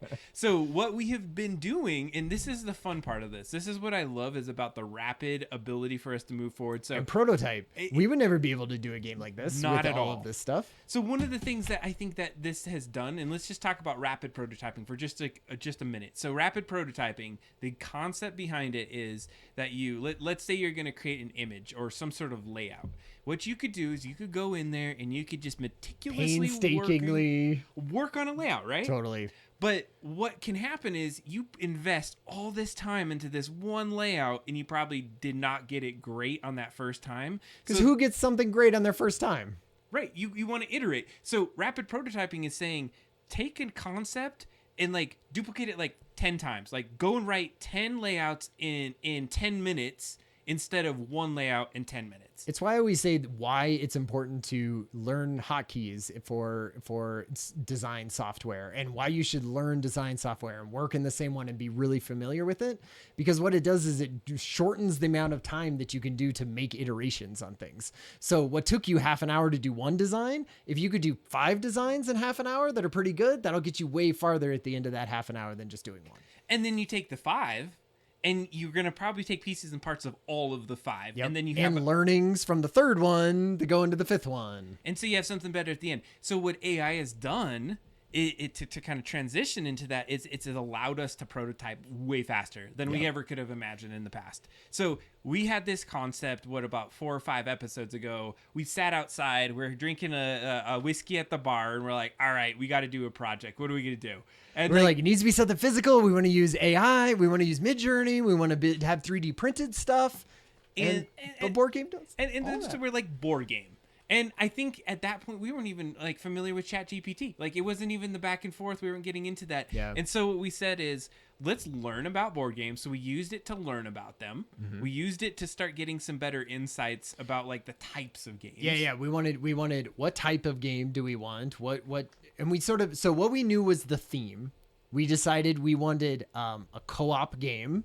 So that all the players, that was one thing that we knew. That was one of our North Stars, right? Co-op game. We wanted it to be sci-fi horror with a Christmas bend to it, to the storyline. And that was basically it. I feel like it came up with like the storyline that we were going to use. It sort of gave us a whole bunch of like types of games that it can be, which we ended up choosing like an adventure sort of game, right? Absolutely. Wasn't it an adventure game? And so that prototyping was basically like boom, got it, and we within an episode we already had the summary, we had the general gist of what it's going to look like, we got characters involved, we got all the pieces and parts that we could start our journey. Yep, it was creating characters for us, and then we were fleshing out those characters, and so we have a roster of ridiculous characters in it, and then we were using Midjourney to sort of like, what could those characters look like, right? If we have evil Santa, or we have robotic Mrs. Claus or zombie elves, like what do those look like? And so step in today, we're going to continue that journey, and yes. You're going to get to see some of the work that we've done up to this point. And actually what would probably be good is let's catch up where we were at last time. And do you want me to start getting this ready? I could start. We're going to show everyone that looks okay. Like. I want you to walk me through that. The last time we were at, and so Ryan and Kathy worked last week, so there's maybe a little bit more that I don't know. Why does it keep telling me to play games? I don't want to do your ad stuff. How can I close this? You can't. Are you for real right now? Are you for real? All right. Now I got ads in my Discord. Ugh. You're like, you click maybe later, and it's like, how about now then? Yeah. Now. What the heck? Oh, wait, you got it to go. You have to just hit it a bazillion times. Great. So if you remember last time, we were going like crazy. So everything that you're seeing as I scroll up and... Well, so part of it was Adam had a brilliant idea a little bit, a couple episodes ago about it being maybe tile based, right? And sort of maybe using a labyrinth style like game interface for it, which if you haven't played Labyrinth, there are tiles and you slide them to move, and that changes the pathway because every tile has a pathway on it, which I thought was brilliant because ours is sort of like an updated version of that. So we built out, or like I sort of laid out what we thought maybe a board could look like, which has slightly different style than Labyrinth, but does have parts that are tiles that are connected to the board. So we needed like the style of what we wanted some of these edges to look like. I think you should give me some insights on this board. So if you like, when you unplug that, don't just yank it. You have to like put your thumb against. There you go. All right, I'm gonna set you up back here, and then we're gonna walk through this board game. So you're gonna have to turn that mic on, Ryan. Okay. And we're live. So you got that. Let me turn one thing off over here though. So if you missed the show last week, normally that's video game playing Adam and Ryan game during that. But I really wanted to be able to get further along in this. And we needed to like print out something, vinyl cut out some things. So at my house, we have a Cricut printer, which is basically just a like plotter that we can put in vinyl and all sorts of things like that. And so what we did is I bought some of these, just like wooden 1.5 inch, 1/8 of an inch thick, little wooden tiles. And there was like 60 of them or something like that. But then what we did is I printed out of black, vinyl. Well, no, it's vinyl, but it's where you can use it like a blackboard. Oh, nice. So you can draw on it with chalk, right? And really, the whole thing, like what's in Candyland? Yeah, I guess like the tiles that are in it. Well, see, the difference is like Labyrinth. If you haven't played that, like, you know what? We definitely have to have Labyrinth out here. Let's do this. I'm gonna do a Labyrinth video real quick. And you keep going, Ryan. You keep talking about it. I'll try to get like a quick like demo just so you can get an idea of what we're talking about with Labyrinth. So what we did is we had the layout of the board that we wanted, which was the same board as Labyrinth, right? Except for one tile size larger than that. So a Labyrinth board is 7x7, and ours is going to be 8x8, I think. So that meant that we had we're going to have slightly more tiles, but slightly more of them are sort of hooked to the board. And so what we did is we made these. Now you could see the problem is we drew on them like the it's like chalk, yeah.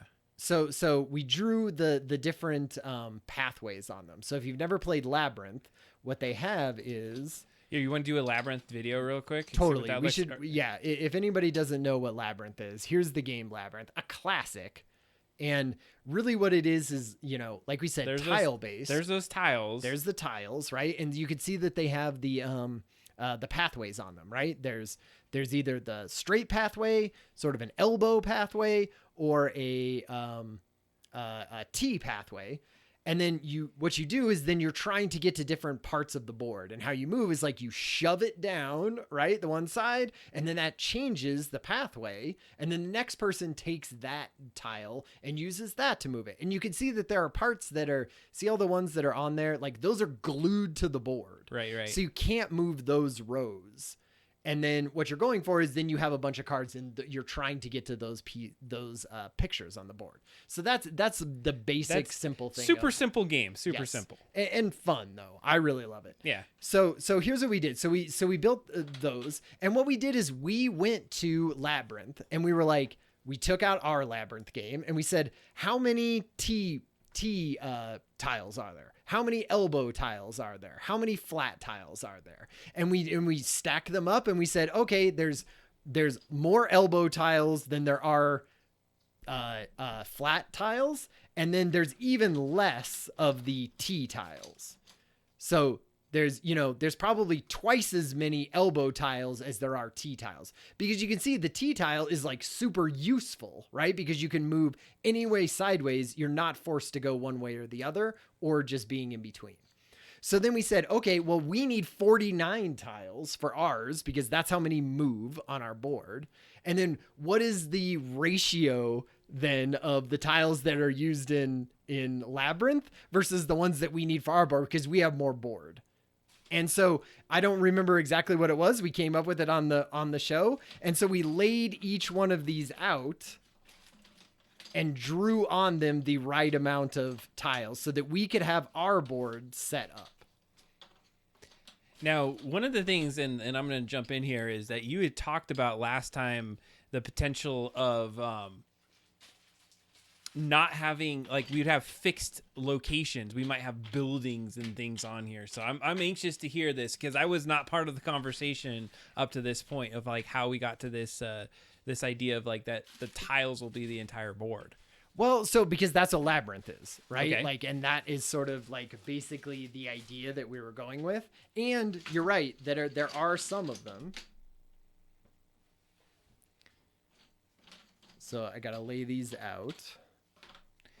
I for just a second, I saw that drape across your arm. It looked like you had some sort of like Pit Boy on. I was like, what the? Oh, yeah. With my watch, right? I used to have the Pit Boy watch face from my old... Damn, I feel like I got to show my watch face now, because I absolutely have the Pit Boy watch face. That is the good one. What do you have, a Fitbit or? No, I have a Samsung Galaxy Fit or something. Oh, you can't see my Pit Boy. I can sort of see it. You have to go far away. I'll show you. I'll show you all later. Okay, so your mic is in front of the face, by the way. Oh no! There you go. Okay, I was leaning too far away anyway. That's Ryan right. This money face. maker. This is what the people are here for. This beautiful face. Okay, so I'm gonna lay these out now. What I did is I noticed that these were easy to see how they're like rubbing off the tiles, right? Okay. And so I was like, man, we talked about having, part of it is that like they would be dark on one side. Yep. And then you would flip it over and then you would see the actual tile, right? Like the actual path that you were on. So I know that we added all of these tiles together and drew all of these out on there. Okay, I think that's all of them. But what I was thinking is maybe we don't want that. Maybe we should rub these off and just use this side. And then what I did was I Cricut printed out some, you could sort of see it, right? Yep. Like a bunch of little paths. So what we could do is we could like pull these off of here and then use, instead of drawing them on one side, use the dark side to do it. And then just, God, I can't get this off. I did bring so there we go. So you can see, like, I just like, it's just a sticker. Sure. Right. At this point. And then instead just placed each one of them on here. You light up the path. Is that a T? Is it a T path? Yeah. So like this would be dark, right? And then you would flip it over and then it would be this type of path. Because so the idea here in which, talk about that. Talk about it while I set up this board. All right, you're gonna work on that. Let me go get a AI version of what we're talking about, because I think that's gonna help. Because this is an AI show, and that's part of what we're trying to go for. So one of the things with those tiles is right now we're conceptualizing where we're headed with this game, but we're gonna eventually have some sort of like stylization that's been inspired or created by AI. So if I go back over to our tiles here and let's take a look at this, is that what we have is we're trying to create the tile. And I think at one point we chucked in a little L shape in here, and it tried to make it all pretty, like it's a thing that does not look like a tile that we're looking for. So we're like, how the hell are we going to get it to make tiles? And then we started to think like, okay, asking it to make a tile is just not going to ever work. The only way you got to do it is just start to get some elements of what a tile might look like. So we started going with like satellite view, horror, sci-fi tile, certain things that actually were like tiles in real life. So we would get some of that derelict. Ryan was all up in that word last time. Derelict. Man, he said that word like 4,000 times. I think I might have even, no, what was I using today? Belligerent. It's the word of the day. We could have made a drinking game out of that. So what we did is we got some environmentally looking kind of tiles. And so what we're trying to home into is like when you flip that tile, it's not going to just be a green path maybe on a card like that, but it's going to have a look that says, hey, that looks very old, rusted, something like that. And as we started getting into it, we started really liking this, because this is an example of, hey, you have this research facility. That's where our environment is. And in that research facility, you're going to probably have some tiles and hallways and things that are going to go between the various rooms. And if we can get it to look really kind of destructed, apocalyptic, it was going to be something amazing. Yeah, because that's the style we're going for, right? It's like, did you want to give a brief summary of what like the storyline is for that with Dr. Frost? I think we can do that. So here's what I'm going to do. I'm going to kick it over to where you're at, and then we'll talk about the storyline. So. Do you want me to keep doing? Okay, so you keep going there, and do you want me to say the story, or you want to keep talking about it? Yeah, you do the story, and I'll peel these off. You do that. So, all right, it's I don't know, Talon, if you're still out there, but did you know the story? And I'm talking to Talon. I know there's a few of you that maybe already have known it. Bobby, I don't know if you know the story. I think he's been following along with my parents. The characters were invited to a Christmas party. Okay. Oh wait, is this the good summary? To a research facility. Right? Yeah. The characters were invited to a Christmas party at a remote research facility located in the heart of the Arctic. The facility was run by a brilliant scientist, Dr. Frost, who has been working on a groundbreaking project to harness the power of the North Pole's magical energy. Yeah. The party was to celebrate the successful completion of the project, and the guests were excited to see the results.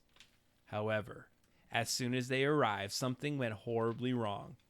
The facility's power began to fluctuate, and strange noises and visions started to appear. Suddenly, a powerful spirit possessed the snowman emerged from the depths of the facility. Dr. Frost, who had been experimenting with ancient Christmas magic, had my favorite accidentally unleashed the spirit, which was intent on causing chaos and destruction. The spirit, along with its minions, zombie elves with candy weapons, robotic Miss Claus, and reindeer, began to attack the guests, turning them into undead versions of themselves. The characters quickly realized that they needed to work together to uncover the truth behind the facility and stop the spirit before it was too late. They must navigate through the facility, fighting off possessed Christmas creatures, solving puzzles, and uncovering clues to stop the snowman spirit and prevent it from taking over the world. The characters soon discover that the only way to stop the spirit and its minions is to activate the emergency protocols and call for help. The clock is ticking as they race against time to escape the facility and survive the Christmas nightmare they found themselves in. So there we got it. That's our North Star. That was all generated by ChatGPT. We had almost nothing to do with that entire storyline. It was horror, Christmas, and sci-fi. Yep. Boom. And it came up with research facility. It came up with Christmas magic. It came up with Dr. Frost, like getting turned into a snowman, and all of the zombie characters. All of that stuff was just I think that was even just one go, right? We were like, come up with what the storyline would be. It was a little deeper in. I think what we did is we had fed it back and forth. We're like, all right, give me this up. So, okay. I think that's great. But one of the things that we wanted to do before we jump into your next steps, because I think this is going to help us with the gameplay here, was last time we were on, the two of us were together, we were just like, we got to get these rules defined. And if you ask a ChatGPT with the rules, actually, I should try it with ChatGPT 4. Oh, right. Maybe it's better. Totally do that with because ChatGPT so 4. we were having a tough time. It wouldn't, it can't come up with like a brand new idea, right? It just sort of kept giving us sort of generic, like, well, you could, because we had said we didn't want to use dice for movement. And so they were like, well, you would just play action cards maybe and move and then you would, fight bad guys and try to get out, right? It sort of kept kind of saying the same type. Like we were running up against some of the limitations, I would say.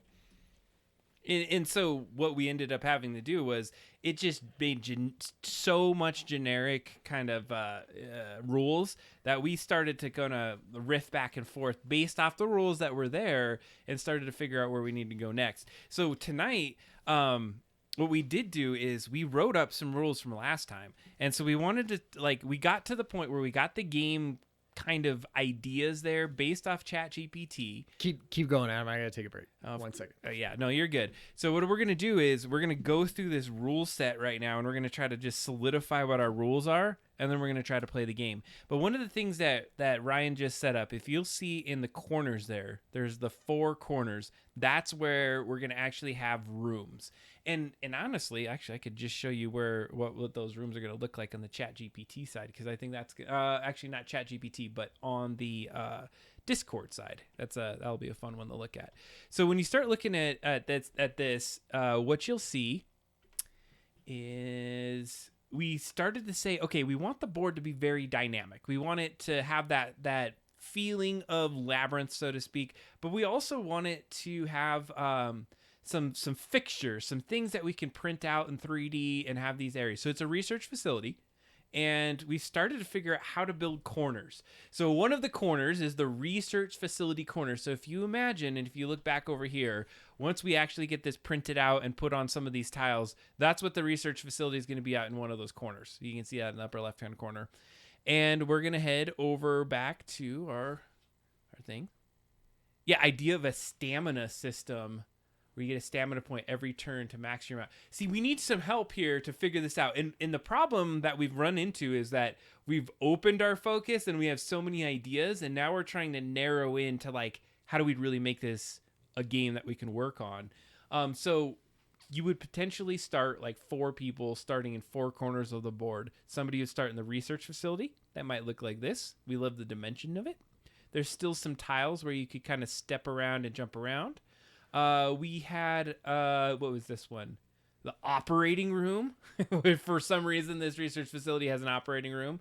So that looked like a cool corner that you would have in there. And we were starting to work on maybe a helipad or some sort of thing, because you're in the Arctic and you needed to get to that. And I think, this was another version of that. Helipad was cool. So that's what those 4 corners are looking like, right? So Ryan has that all set up back there, and we're about to get in the rule set, Ryan. So while you get your next step and you kind of explain what you got going, I'm going to start writing these rules in here. We had some interesting insight about a stamina system where you gain a point. Let me run through the rule set, and then I'll give the mic to you. Okay. I can come over there. No, well, I was thinking there might be a thing if we're going to do the rule set. Are we gonna are we gonna talk over rule set? Is that? I think I'm just gonna throw it out there, throw it into ChatGPT with the 4.4, and then see where that lands. And then, what do you think about me going in right now and just rubbing off this side of it and replacing it with one of these? Well, I think it's gonna take too long right now. Do you think? I mean, you can start doing it as we talk about it. I mean, if you want to throw it on a few of them. I think for the concept, though, we get the concept, and I love it. We get the concept. Okay. I think we can work in that, and that's something that people can. Maybe I want to change it just one part of it really quick then. Yeah, you for go the actual. So here's the rule set we're talking about. So you would flip a path tile. So let's think about it, an order set. So imagine having a card that said, "Here are your actions." Your actions are going to be a couple things. And so that's how your movement was actually going to start.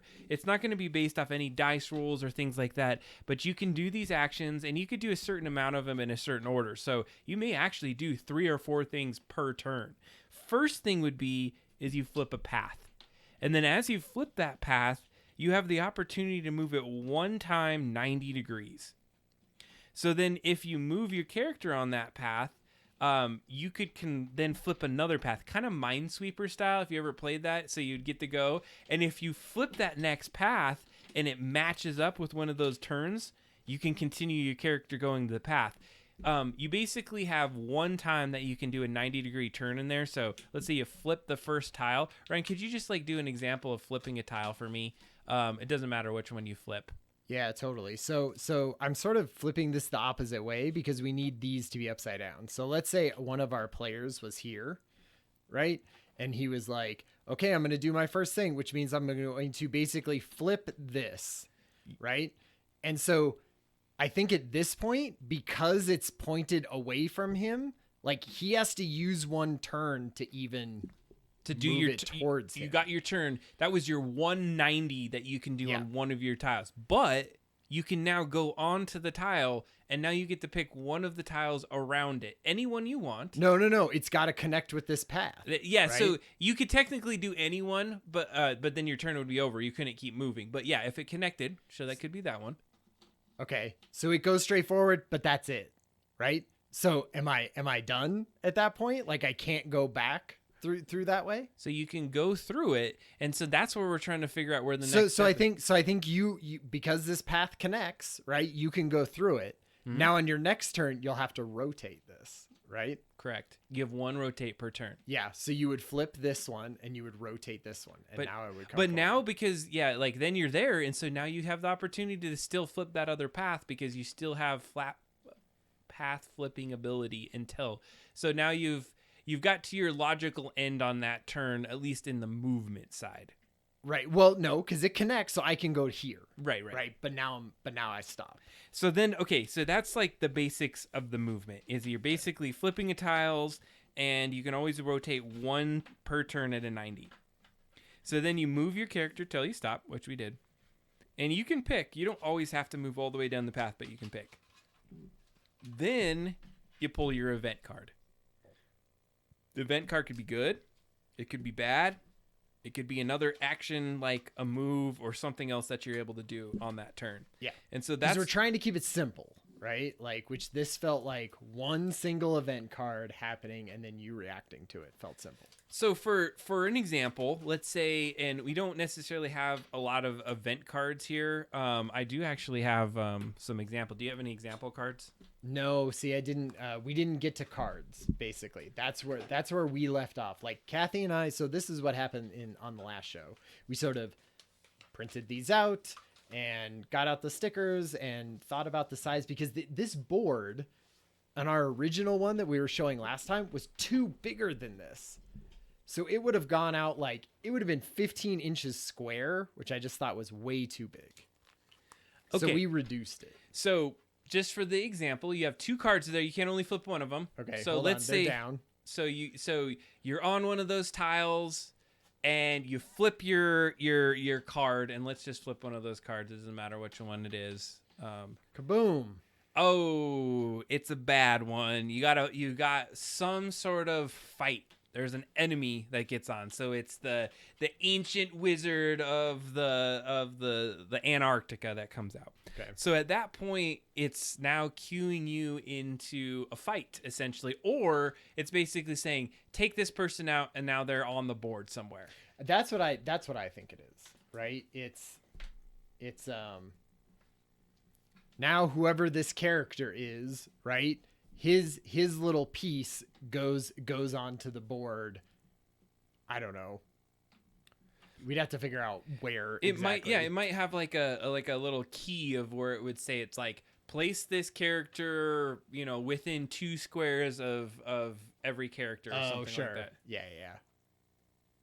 Totally. Oh yes, definitely things on the tile will be key. I can't see who exactly wrote that. Disturbed, maybe? No, Talon. Okay. So yeah, I think you're absolutely right. Each of the when you flip some of those tiles, they're gonna have things on them that you're gonna have to run into. So I'm writing notes, by the way. So thank you. Yeah. So into the chat, part of this not only is AI built, but I also community built. We don't know much about board game building. So at this point, another one. So at this point, yeah, and I don't know. I know you've been flipping over the board, but you're starting to see the board come together. So you got to kind of imagine that we're gonna layer some of the cool graphics onto this board here. This right. is for conceptual of gameplay because we've been so damn into the look and all this other stuff. But we have to see if it's fun, right? Right. We've gotten to the point where we have to test the rules to see. Do you have a Sharpie or something? I need 2 more tiles colored in black, but I ran out of stickers. I do not. You don't have a Sharpie? You're just gonna have to imagine them black. All right, I will imagine them black. You can just put a Yeah, because I really don't know where a Sharpie is right there. We can paint it. You want me to go get some paint? No. So we'll spray paint it, Ryan. Yeah, right in this room. Okay, so we got it down to the enemy being put on the board. That's an example of a good action. Another action might be a like something good, like you collect something, or you might be able to, I don't know. Yeah, because part of the rules of the game, right, is that you're trying to escape something, or you're trying to escape the area and need to collect things, right? Yeah, and so one of the things is, so the collection could be a key. We were talking about this that you might get to one of those corners. You might start in one of the corners, and you have to go visit every one of the corners and find something in a corner. I think you should have to like go out and look for it in the hallways. Yep. And there's things on the path, and then that's how you're collecting things and then bringing it back, right? Because that's very Labyrinth style. Like you because I guess you don't uncover things in Labyrinth. You know where everything is on the board, so that's how ours is different. But I think like if you're just exploring and then finding things and bringing it back, while also hopefully not pulling too many bad guy cards. And so here's where it starts to get interesting. Not that it's not already amazingly interesting. Yeah, geez. Is that if you pull what you would consider a move card, which we don't have one of these yet, it would potentially change the board. So you would say, all right, you have to push one of those lines across the board Labyrinth style, and now you have to move that board, and so now the board has changed. Now the pathways have changed across the board. So what would that be? So you're like, this would be a move card, right? Yeah, and so it would be like move one tile between the research room and the surgery room to the right or something. Like it's gonna be like specifically moving tiles around. So it would be like pushing it. So for instance, on the left hand side where you have that do you think this needs the board to say things like, this is row 1, 2, 3? We could potentially do that. And then because then you could be like +1 tile from row 3. I'm gonna walk over there and show you one thing.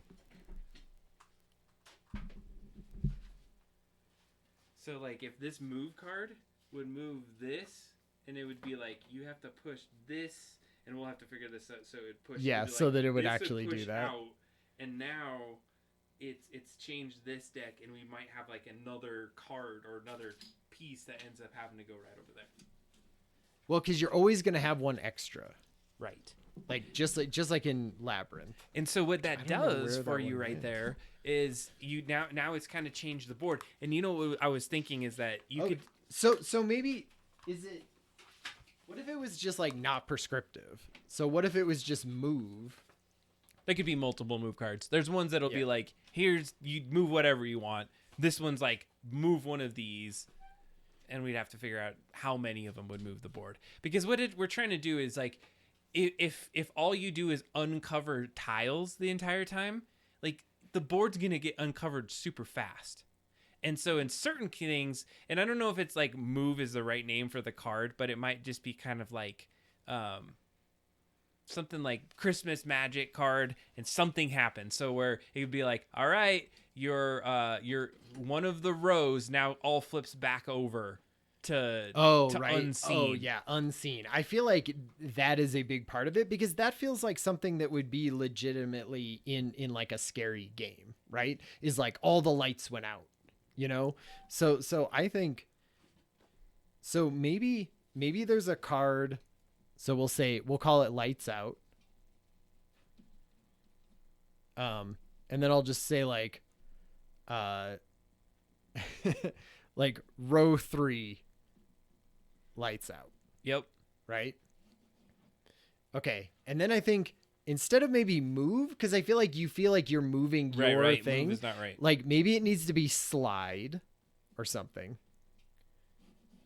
And slide is like sliding a tile. And you have to choose one and slide it. Like that is part of Like, do you think it needs to be prescriptive? Like, I think row that, 3? I think on occasion it needs to be prescriptive. Okay. Because in like certain times it'll be like a free for all. It's kind of like if you're playing, it has to be random. Yeah. That you're gonna get, and we'll have to figure out the right way about it. All right, we got the 4 people. So let me try this. Like, let's say it's my turn over here because we don't know what these look like yet. Wait, we have a good comment. Consider possibly having the lights out card be tied to a dice roll. Ooh. So like, give me an example what that means. And like, Ryan, what's your thoughts? My thoughts is like, roll the dice and flip over that many cards all around you or something. Ooh. Right? So then it could be just one and you're like, phew. And you just do this one, but it could be 10, right? Yeah, and I'm trying to figure out, like, at this point, I don't know if it's a punishment or a help to do that. Because what if you had a guy by you? Totally. Oh, I feel like it could. It could totally help you. You cut off his ability to get you. So we'll say die rolled number of unlit or unflipped tiles around you. That's terrible, but whatever. Okay. I see what you're saying. Yeah, it adds a little bit of So yeah, Talon's saying basically, you roll the dice and that's the roll you flip. So it's always the flip card or always the slide card or the lights out card. That's the right. And then the dice roll says that's the row. Yeah, I mean, I think we're all on the same page. Okay. It's just the mechanics of how it's going to work. So okay. So let's say this person was going to do their move, and they're roll. Oh yeah, because we're not rolling. We're not rolling. So what is their purpose? They're trying to explore around here to reveal keys that they need. The whole group needs. Let's do this. Could we start with everyone in the same room? Is that how you want to start? I was just thinking, because what if part of it is, and I'm going with the theme here. Yeah. So just think about this. It says it's a puzzle. You're solving puzzles. And I'm going to stay true that. It says you're fighting off possessed creatures, solving puzzles, and uncovering clues to stop the snowman spirit. So if you're part of a party, that's where you're going with this Dr. Frost. You've all come together. You're coming together for the Christmas party. You're in this room, and then everything goes off. And so, like, you're maybe starting the dining hall. And so to uncover the clues is that you have to find your way into the research facility. You have to go and get the thing from the surgery room, and then you have to finally get to the helipad to leave. And so what you're trying to do as a team, because it's a co-op game, is you either start in the same room or you start in 2 rooms or something like that. Right. Like maybe if it's there we go. Like this. Yes. I like that. Because then what you're trying to do is 2 of those rooms are locked. And somewhere on the board is the key. And somebody has to get the key and then bring it back or something like that. Yeah. Because what if there were, I played a lot of Resident Evil games, and it was always go to this room and then find the fountain, and then you run all the way across the mountain, you find the fountain, and then you find the key, and then you go back to the original room you came from to unlock some little cabinet. And along the way, you're releasing monsters that you have to deal with that make getting to those areas harder and harder. And you're using the pathways then to block off bad guys and move your team to those new areas. Though I think that's good. Hey, thanks for hanging out with us tonight, Talon. I know you got to go. We appreciate the insights here. Absolutely. Oh yeah, that was great. Always good stuff from Talon. And we got all this VOD on this. So if you ever have any other times you want to see where where this started at the very beginning. Yeah, and so when it's amazing, and we put it out there for anybody else to go and build and play themselves. Oh yeah, that's the thing. Yeah, that's the thing. We're gonna release this. We're gonna do 3D models for all the board and everything, and we'll just release it as one big model that you can download and 3D print yourself, and then play the entire game. Yeah. And so that's where we'll definitely need your help. Give us some insights on ways to create the character areas. Nice. Okay. Yeah, Resident Evil 4 PTSD. It's true. Such a good game. Such a good game. That's a great game. So okay, let's do a run through. Oh wait. There was one last thing. So we flip the path, we move the character, we flip the event card. And again, this might not be in the right order, but then you have your action. So it's like event card and then action. So you're always doing, you're moving, you're figuring out what's going to happen, and then you're doing an action. And the action was split into a couple things, is that you could fight if you have the ability to, you could flee, or you could potentially pick something up. Oh, I see. So so you would flee if either you wanted to get back along the road that you were on, right?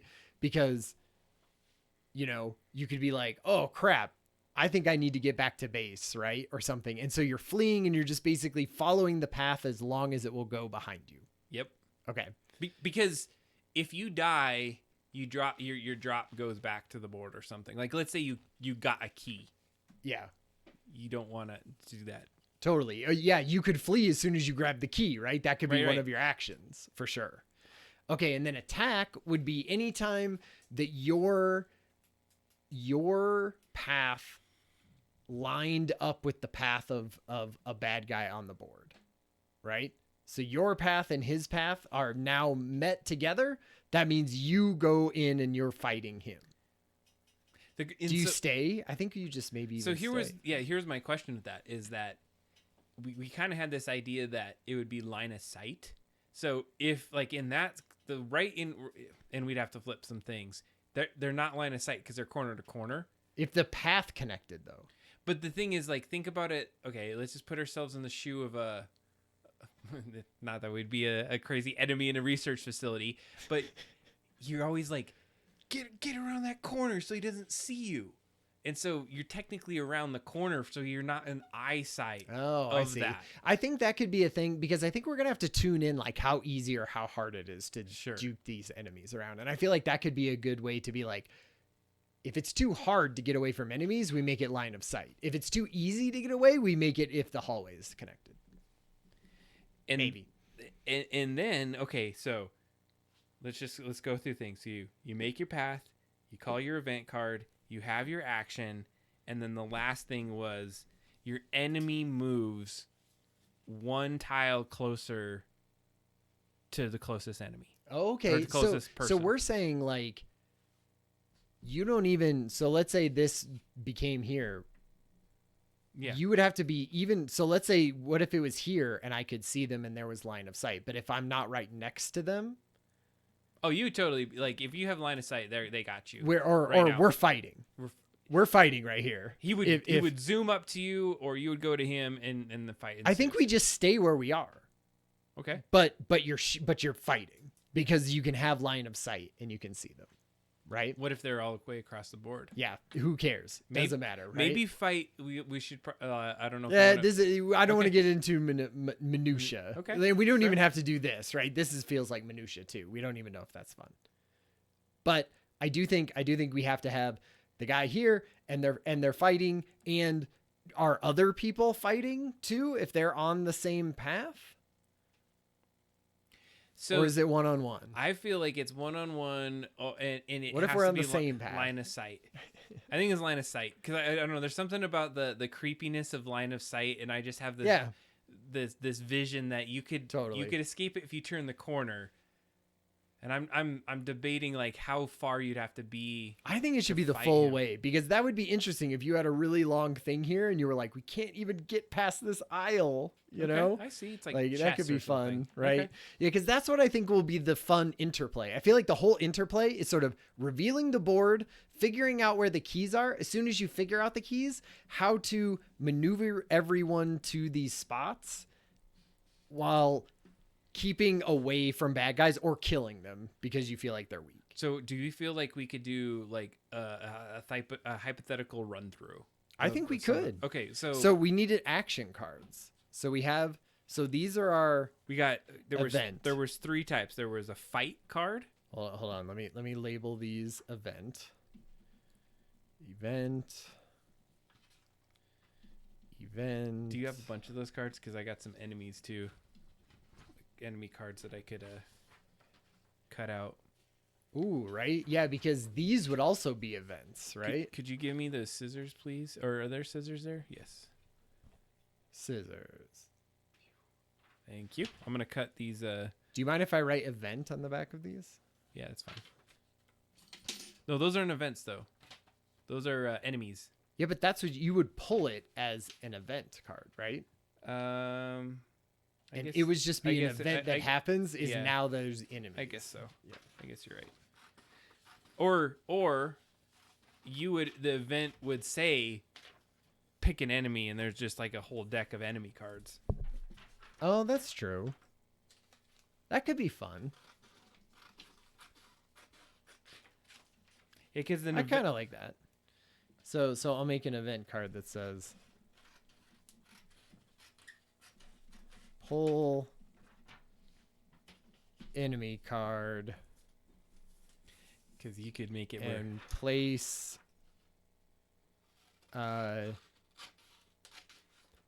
2 tiles from some player. Okay. And I think we should do 2 because we have two enemies. So I'm gonna say we're about to have 11 enemies. Oh my god. How do we have 11 enemies? Do you want me to tell you some of the names of these sweet enemies, Ryan? I think you want to remember them. I do. They sound awesome. We got Peppermint Poltergeists, Yep. Inca Gingerbread Man, I love that one.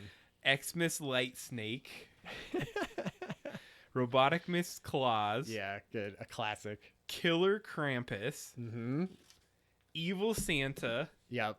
Rabid Rudolph. Because isn't Evil Santa for Futurama? Is it? Is that what they call? I think that's what they call the bad Santa in that one. I didn't realize that. Zombie Elves. Yeah.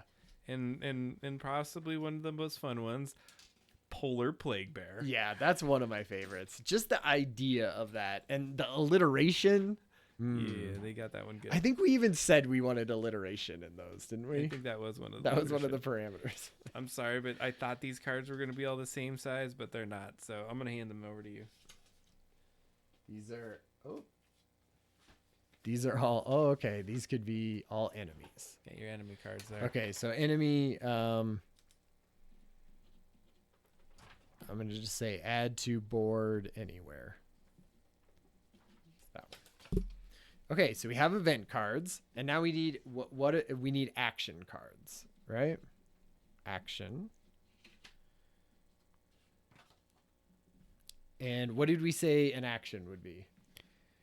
So an action would be fight, flee, or pick something up. Okay, fight plus 5. Or are we? Because didn't we have like our players would have a certain amount of HP basically? Yep. And we'll have to figure out how we're gonna tally that. That's like the stamina that was being discussed earlier.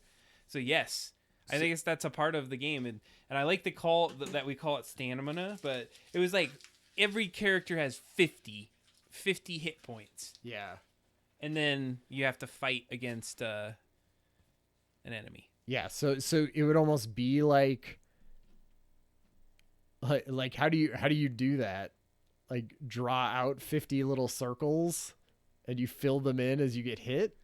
No, usually what you do is you'll have that, and then you have a little like card that you place on top of it, and then you just move it down. Oh, okay.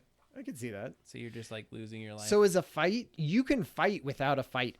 Can you fight with only a fight action? So that's what I was trying to say. Like, is the action something like, I don't know if it's a card as much as it is like literally just a thing you do. But, oh, right. Yeah, that's true. Yeah, because it couldn't be a an action because it just ends when there's stuff. So we can't have a fight card. No. But what the action could be is get something. It's like, yeah, okay. It's like a get something card. So if we have action, pick up something. Yeah, it would be like this is a card deck, so it'd be like you get a key, you found a health pack.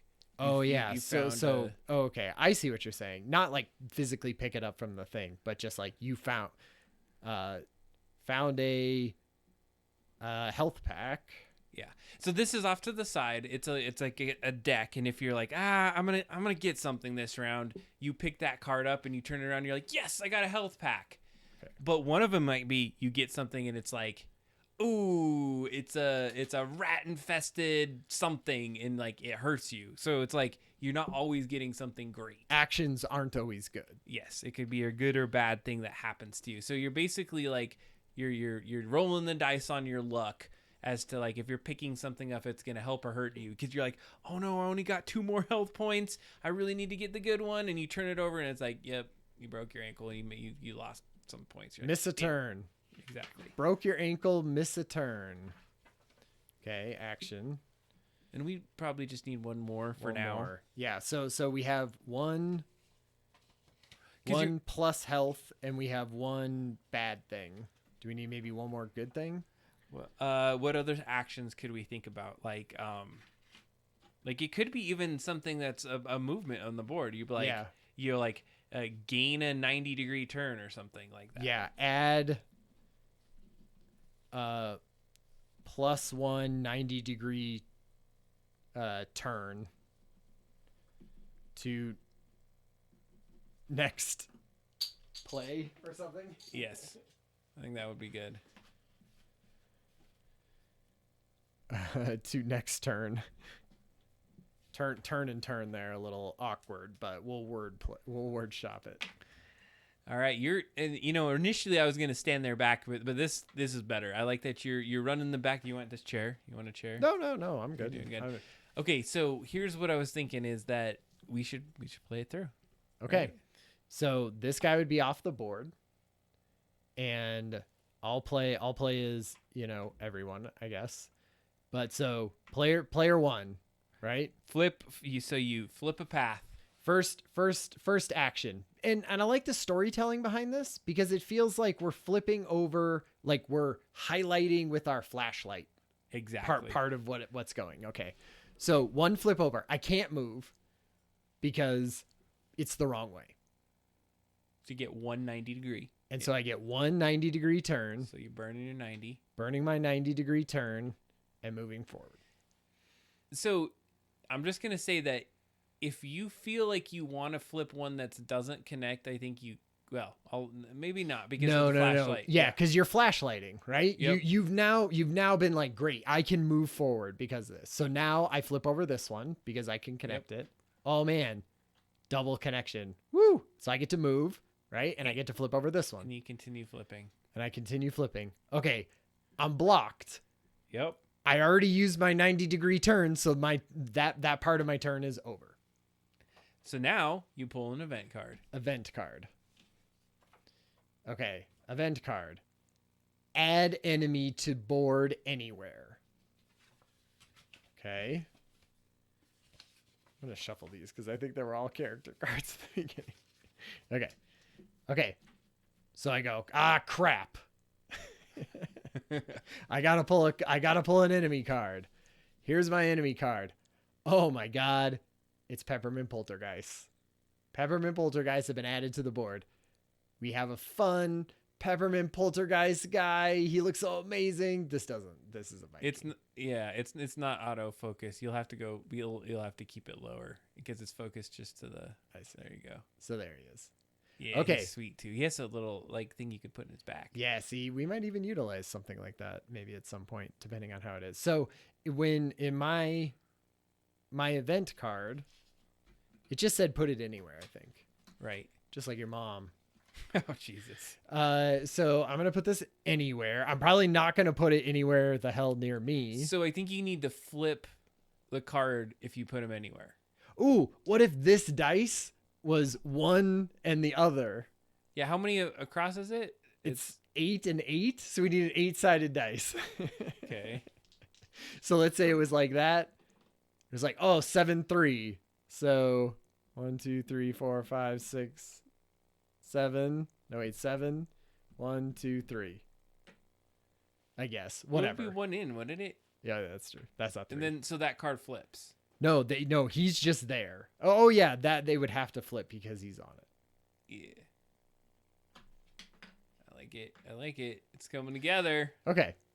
Okay. So then now he Action. plays his final move of the thing, which is he flips over an action card.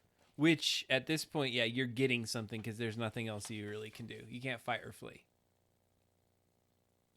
Oh, right. Because so if I wanted to flee, let's say I was like, fuck this, and I wanted to flee back here, I could do that instead of playing an correct. action. You right? could do that too. So I could do that. But I say, I want to figure something out. So I'm going to do this action. +1 90-degree turn on your next turn. So you hold on to that card. So I'll get this off to the side and I use that whenever I want. Turn done. Turn over, right? We have an enemy. Does the enemy get to move now that it's the end of my turn? So according to the rules is that they would move one step closer to the closest character. Okay, so here. So I'm going to flip this one over and he gets a 90-degree turn too. No, I would say that they don't. No, because he needs to be able to get onto the thing, right? So he needs at least a 90-degree turn to be able to like move even one spot, right? Okay. Because what if this was this way? He would just be stuck. He would just jump it. He's a poltergeist. Whoa, motherfucker! Yeah, he's a poltergeist. I think man. he just rotates and moves one. All right. Okay. I can go with it. Let's keep it up. Should we try it? Hey, okay. Because it keeps the path coming together. Yeah. Okay, next person's turn, right? Opposite side. Think we should. Yeah, I like that. Opposite side. Ready? Move one space. I'm gonna move this way. We're gonna have to find a way to pick those things up. I feel like. Oh, nice. T-square. Amazing. So I got a T-square, right? So I can move either forward or that way. I get to pick. Yeah, you basically. And I didn't have to use my 90-degree turn already. Okay, so I'm going to say this one. Oh, nice. Already. Moving around. Okay. I'm going to use my 90-degree turn. Here. Okay. End of my turn. End of the moving part of my turn. Okay. There you go. Event. Slide the tiles. I get to pick any set of tiles. Oh no, this was the talent he gave the insight of rolling a dice. Oh, to see which. Yeah. Oh, because Which this row? is the row. This is the row in the thing, right? It's like it's basically 2 and 5. The problem with this is there's going to be lots of these rows that can't be moved.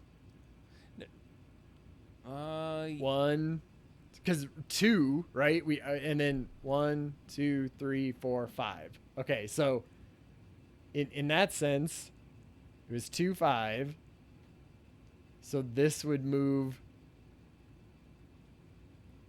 down. Yep. And be replaced there. Yeah, so you're stuck on your path there. I like that. I like that idea. Now Yeah. There you go. Okay, so that was my event. That was my event. Oh, shitty, that happened. Or maybe that's great, right? Well, and so just for a clarification piece, just as we think about this, when you put that other tile in, that new tile you put in is a new tile, right? Like that's like that extra This tile. one? Yeah. No, this one came from this side. Well, I get that, but like where you were saying it's like Labyrinth, where when you put in a tile. Well, because we're not necessarily moving with sliding tiles at this point. We're almost just moving by flipping them over. That's fine. So the sliding is almost like just a thing that happens. At least that's what it's playing out to right now. Right. Okay. I'm down with that. That's fine. So So in some ways it's like even further from Labyrinth, right? Right. Like because you're not sliding a tile every time. But when you flip the tile to the other side, it always flips back over. So you can't see it, right? I think so. I yeah. like that. Okay. Yeah. I like that. Okay, so Cool. this person just did their event. Okay, they're done. They're done with their event. We're gonna do an action. We don't want to flee. We can't fight anyone. We're gonna do an action. Action is broke your ankle, miss a turn. Okay, so They're not going. they're not going next time. Next person. So let's do. Wait, one thing is you forgot to move your character, the enemy. One Oh, step enemy. Okay, so then enemy needs move. What? Probably here. closer. I would. Yeah, I think that looks like it's getting closer to that guy. I like it because it's like this impending. It makes you like do it fast, right? Because this guy is coming. Okay, so he hit that. It was connected. He moved his spot. His turn is done. So just for the sake of this demo, maybe we do it with only 2 characters. This is a 2-player game. A 2-player game. That way we can like move it along a little quicker. Yes. Okay, so this guy got to add his 90-degree turn to the next turn. So he has 2 of those. So he gets 2 turns, right? So basically when he hits into a wall, he can move it twice. Okay, so his first move is to flip over a tile, right? Right. It's going to suck because we're going to have to waste a flip. Well, why? Because we can't go left or right with the tile facing this way. But you can flip the one that's right below him, and then you. Because we want to uncover tiles, right? Right? Like that's the whole point. So I think the first thing of saying flip over a tile that you're adjacent to. Do you have to be adjacent to it, or can I flip over this one? I was saying that we should, and you were like, "Hell's no! It has to connect." It has to connect because we're flashlighting around the place. We're not turning on lights, right? Like I feel like it should feel like you're walking down a crazy deserted path and you're uncovering the building as you go. Okay, so I'm going to flip over that one. Boo! Oh, this is a terrible turn. Because I guess, so I have 2 rotations. You don't have to. So like, can I rotate this one? Yeah, you could have rotated that one first.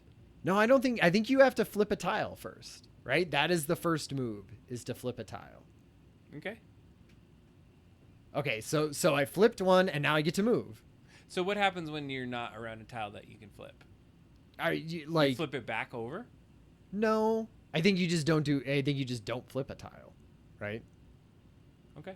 If you're not around one to move to, it would have to be in these 4 corners because that's where you're moving.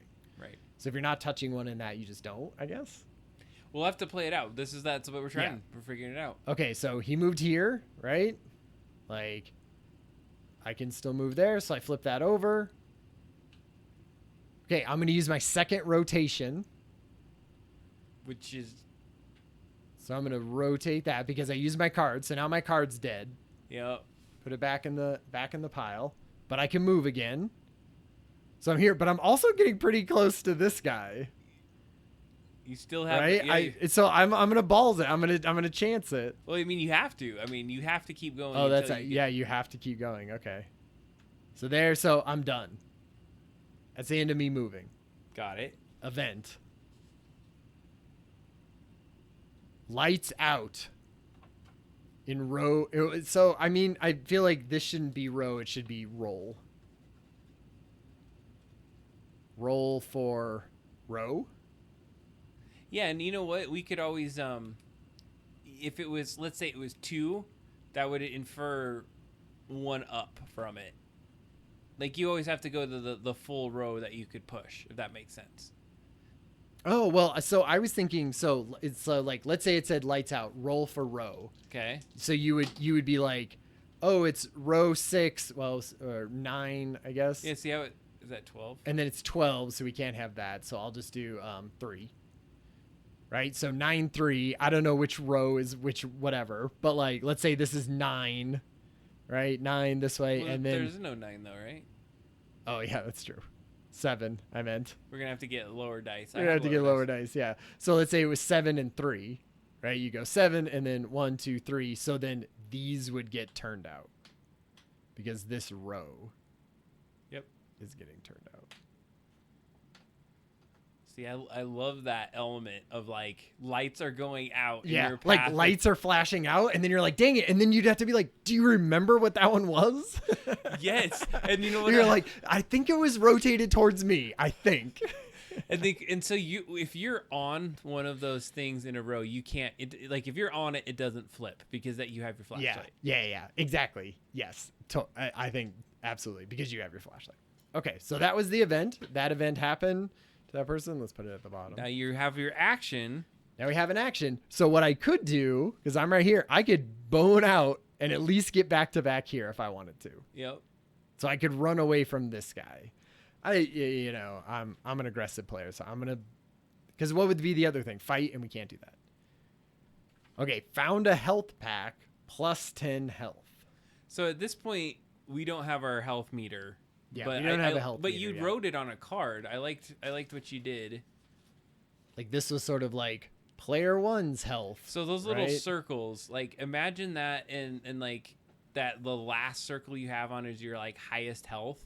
Yeah. And what you'd have is like a little tile or something that would be sitting on that last tile, meaning that you have up to how many ever little circles you did. So it'd be like I would be like. Here, actually, give me off. one of those cards if you have a blank one, and I'll draft it out because I have some stuff over here I can show you. Okay, these are just a bunch of they're all like dirty and like beat up, these cards for some reason. I don't know. I just saw a bunch of cards in the front room, and I was like, "Ooh, we need cards." Your son's like, "Where are my special cards?" Oh God, my lucky cards, Dad. All right, and so I'm just for the sake of this demo, this is probably not going to have the right amount of circles on it, but I think you'll get the point. Need a janky 3D piece of junk that I have here. I'm gonna hand this to you. Here's the player card. I'm giving it back to you. Okay. Does that have 50? Does not have 50 yet. It's 25. We're gonna use a stamp. No wait, here I got a bead. This will work perfect. So your health card, like let's say you start there. Oh, I see. So that's where now you gain 10 points. So then you just put your health card all the way to the like up. Oh, to the right. top. I'm like, oh hell yeah! Now I'm way up here. Right. And then if you're at the top, like if you gain 10 and you're at the top, you don't. You just max you're out. Maxed out. You're Right. maxed out on health. And so as you fight, and then you go back down, and then I could see that being a fun, cool card, right? That's like, here, because this would be the fun thing where, yeah, there would be this, but it wouldn't take up this much room, right? Right. You would have like, oh, here's my awesome picture of me. Here's if I have any special stuff, like I get +5 health to start with because I'm a medic or something. Yeah. I think that could be fun. Hell yeah. Okay. So he got plus health, and that was his action, so he's done. See, so one thing that we are missing is what we should have. Oh, I'm sure you did not have chalk, but dang, I thought I had some in that bag. What are we missing? Well, we're missing things being on these tiles that when you flip over it, you're like, holy shit, I got a key or something. Well, and we talked about a clue, right? Like a clue, maybe? And so I think because we don't have to have every single part of it today. Let's keep going with the idea of why is that guy on a non-flip tile? Did he just get knocked somewhere? I think he just got knocked off. Yeah. Okay. So let's keep going through. So your health, you got your 10 points, and done. Then it's enemy moves one closer. And then enemy moves one closer. That's right. Okay. Move. Oh man. And then he gets his 90-degree turn. Now he can go up or down. There we go. You're getting close. Okay. This guy next. How much health does our guy have? 2? He has 2 health. He's super weak. So we could probably kick this dude's butt no matter what. Yeah. If I had to guess. Yes. Okay.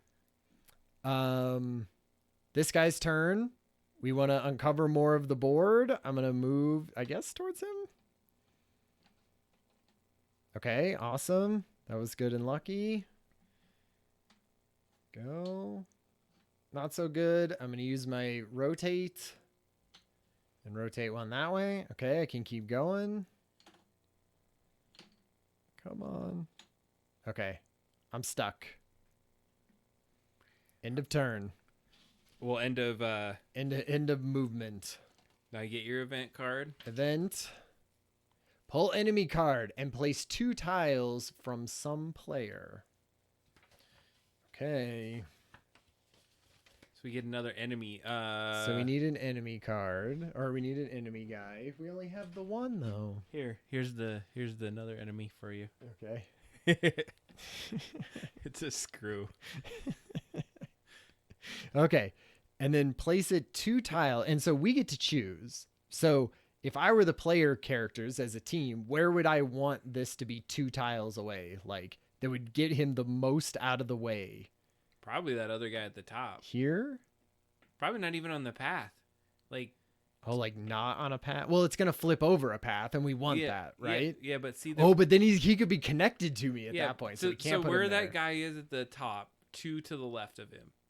Like right here? Yeah, that's perfect. And it's 2, like 1, 2. So that's pretty close. But that's because that's what it said, right? On the action card, place 2 away from them. And place 2 tiles from some player. So 2 tiles could be like 1, 2, and then him? Yeah, probably that way. So then that card flips. And then this card flips. Okay. Okay, good. And then action. I thought we had more than...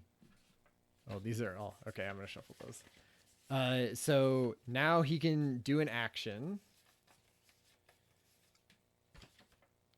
Miss a turn. Oh, yeah, we forgot to miss the other turn, I think. Yeah, whatever. Yes, turns would be missed. I hate missing turns. Ugh. Okay, so what if we just like tried to scoot right around this guy and just finish off this corner and see if we could find whatever or something? I bet we could sort of scoot because see his only goes up and down. Yeah, fair. So, but we have to uncover a tile first. So I'm gonna uncover this one because I don't want to uncover his. And it's that way. So can you rotate the one you're on? Yeah, I think so. Okay. Right? But we probably don't. We probably want to rotate this one. Yep. So then we're scooting by him. Because we're not on the same path. We're jetting out of there, and we made it to this section. And that's where we need to collect something. Like if you get to those bottom rooms, that's where you're getting something. Yeah. So that is when you would be like, oh man, congratulations, you picked up your tiny. Do you know what would be sweet? Yeah, I love that. Is that now that stays on the tile with you? Yeah, just like this guy has his little thing that you carry around. Mm-hmm.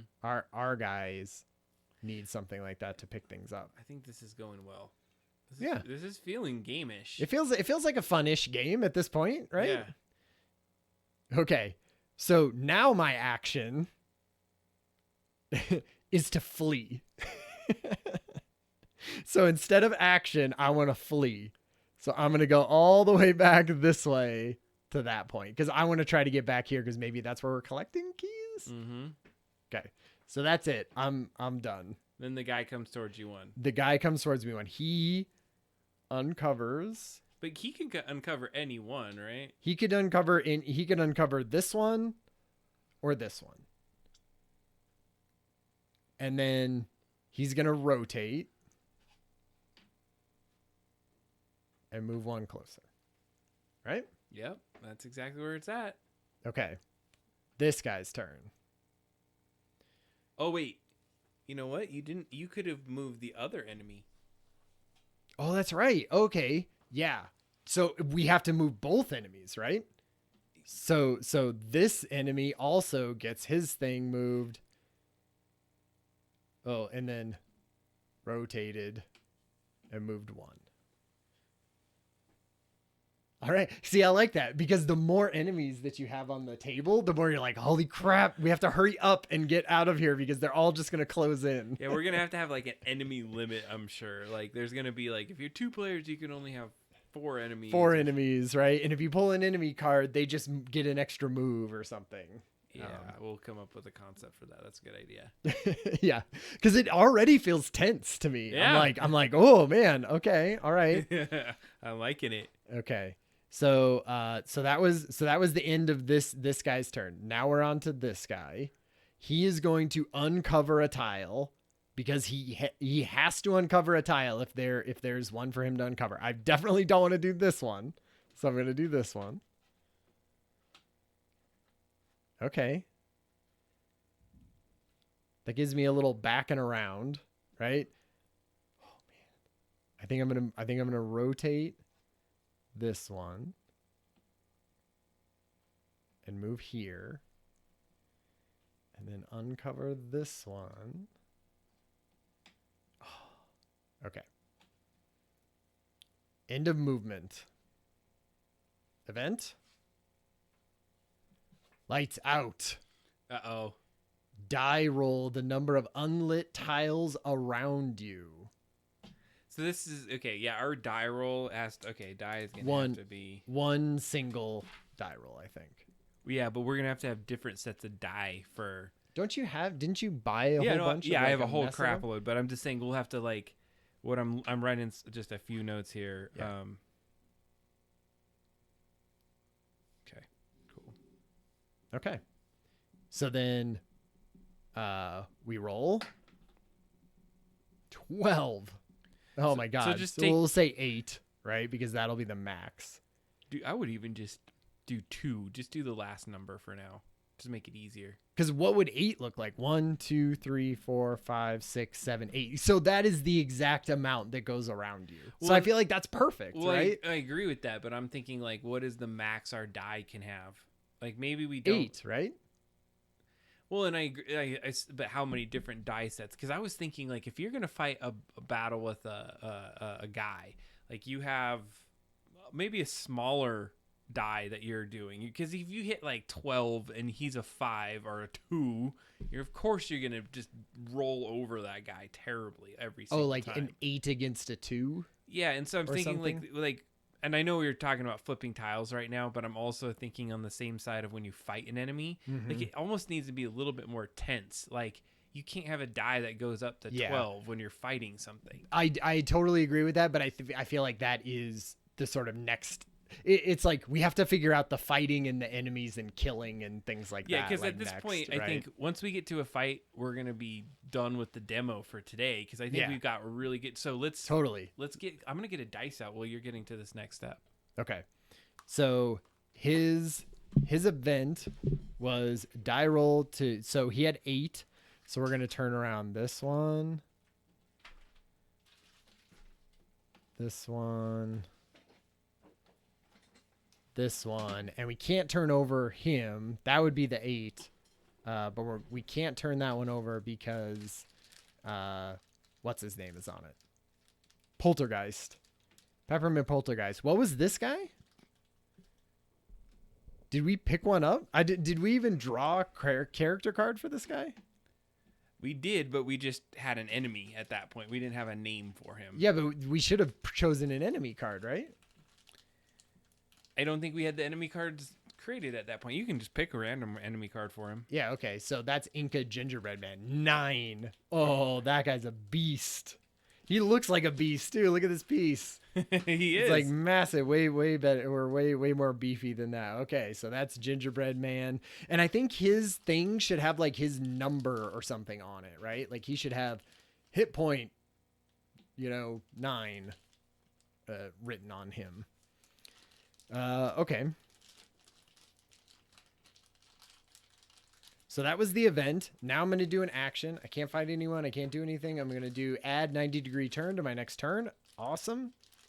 And should we fight a guy, or is like, what if I tried to get this one back here? Then you leave the thing in the room, and then you're collecting parts. That's part of the puzzle. Yeah. So my turn right now, I'm going to uncover a tile, which is definitely going to be this one. All bam, and I get to move forward. Boom, and I'm back in. So I put this over here. Now it's safe forever, right? Yeah, like what I was thinking? Like, are those helicopter parts or? Oh yeah, hell yeah! Oh, that would be fun. And maybe the places where we're getting them, the helicopters. So actually, I wouldn't be running back. I would be trying to get over here. Do you think running back almost seems too easy? Because you're always gonna have a path back. Because you flip cards. Oh yeah, that's true. And push tiles, right? Yep. So, okay. And part of it is like, you want to maybe start in the mechanic room, and you're like, the helicopter's broken. We got to go get all the things. So it's like, right. You're always going back to the safe room. Yeah. I mean, I kind of like the idea of starting out in the the break room where the party was yeah, happening, no, right? I agree too. And then off to the side, one of these is like now we're delivering it to the helicopter pad. Okay, so he's dropped off. And what I would do is I would probably start investigating all around here now, right? Yeah. Because so like maybe I would even do here and try to get up in this, because it's like the more of these you uncover, the closer you are to getting clues to where the keys are, I think. Because how neat would it be if, let's say, you turned over one of these and it said, there's a key in the mechanics room. And if you didn't flip that over and you went to the mechanics room, you would not know there's a key in there. There's a key in there. So you have to like flip these over to get the clue and then be like, great, let's race over to the mechanics room and get the key. I think. Yeah, I know. I think you're right. And what I'm trying to figure out is like, how do you not tie it directly to the tile? Like, what if those tiles just had like you flipped it and it was like, pick up where an item is or something like that. And so it was like, oh, I see. So that the tile could be different or something. I think the tiles should always be like the path. It does. The only thing cool about having the thing on the tile is it harkens back to Labyrinth. You know, we're not ripping it off though, because completely. It's almost like, well, we're not, because we're not sliding tiles at all. And in fact, if because here's the thing that I was thinking, it is a pain in the butt to push these tiles. Yeah. One, because you know how Labyrinth, there's yeah, they did that on purpose. They did it on purpose so that there's like a path for your tiles to slide. Yeah. Where if there's no path, what happens is you get that. Yep. Right? And I don't know if any kind of like surface that we could build or something that would allow you to slide them while everything else stays in place. I'm not sure we're going to get that. And so this feels sort of fun-ish without that if we had to. Mm-hmm. I think we're getting really close. I really like where this is. Like up to this point, I feel like this is a sick game. Right? We're playing a really fun game. Totally. I would love to make an actual fun game. I didn't think it would happen, but and here's another thing that I was thinking. And chat, let us know if this is true. Did someone already make this? Have we sort of bastardized some version of some tile flipping game that we don't know about? I would love to know that as well.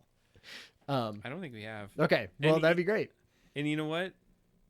Even if we did, you can't copyright rules for this. That's true. I think we've come up with some pretty good concepts here. But yeah, we'll just be like, we just ended up reinventing Monopoly. Yeah, right. Exactly. Yeah. And everyone's going to be like, duh, you invented tile flippy, and you're like, that's like a super popular game and it has been for decades. You're like, oh, right. Okay.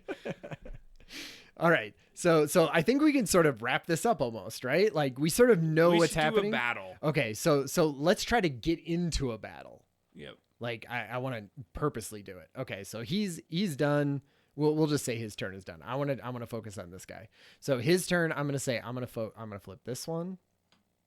Oh, snap. Snap. Okay. And then I'm going to rotate this one and move him here. Okay. So that's the end of my action because I'm blocked, right?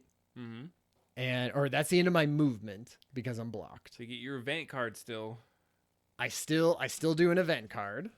Just in case there's another thing. Move +1 tile. I know that.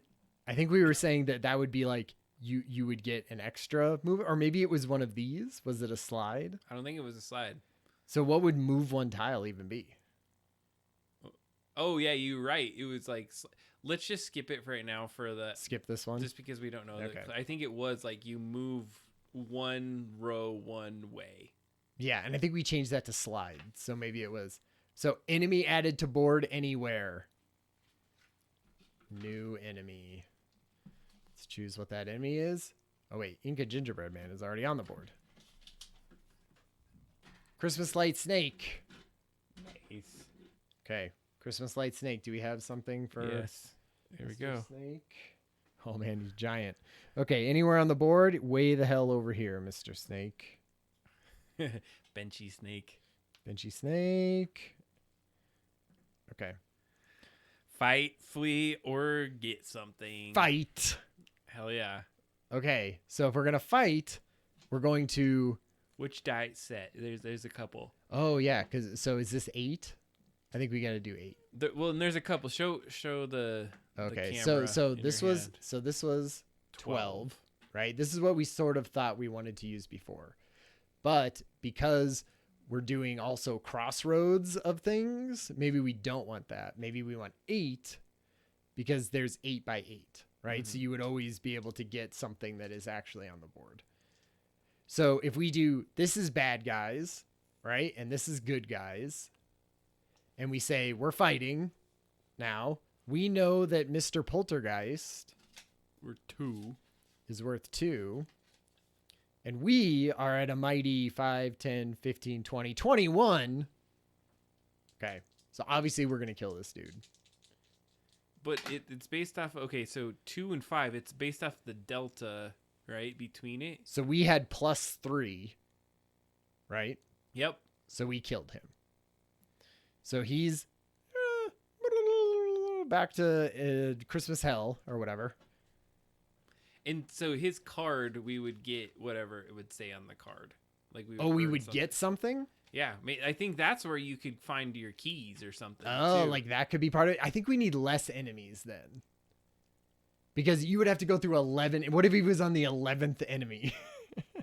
Well, I mean, maybe there's more than one way to get keys, right? Yeah, like there's stuff and everything. Yeah. This could just be like, it wouldn't even be a key or like a specific, but you get something. So I'm going to say +5 health. Because he's a wimp. Yeah. You know, he shouldn't give you like jack crap. No. Like maybe even it's like +2 health. Okay, so 1, 2. I moved my thing up 2. He is off of the board.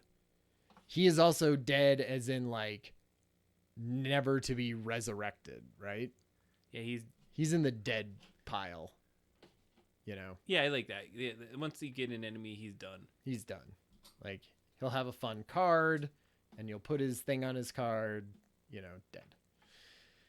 Okay. I think that's cool. I think we just created a masterpiece. This is a masterpiece already. Like, think about this. That could have been really shitty. Tell me that wasn't fun. Totally. Well, I had it in my head that I was like, this could totally just be super unfun and shitty. but I think dialing in how many bad guys you put on the board, right? How much you like fight them, how like what sort of the hit points are, like what are the action cards. I feel like that's how you dial it in, right? But I feel like this sort of general setup that we have here is pretty fun. I think it's looking great. Thanks for getting the cards to be able to like turn them around. So I think now it's like we got a really good theme. Yeah. We started to tune into the theme.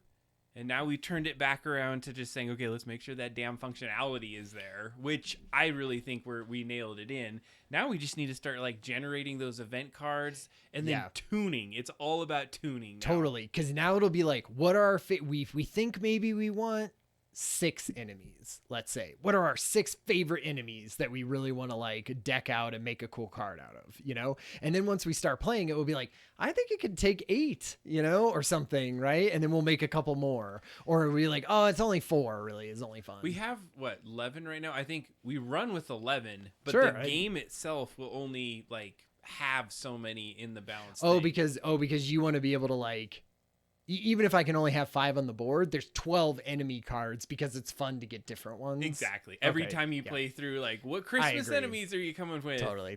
You're right. That's absolutely. And then that's where you could be like, oh, who wants to make up new enemy cards for it and things like that, right? Like, we have some good ones though too, and just like tuning those in. Yeah. Maybe by that time we'll have Firefly in full effect, and you'll be able to come over here. Boom. You'll be on Bard 4.0 and I'll just use my brain to think of thoughts and have it ChatGPT it out to me. Oh yeah. All right, so you gonna wrap it from there? You want to come sit back over here with me? Yeah. All right, come on over to the front of the room. On the front cam.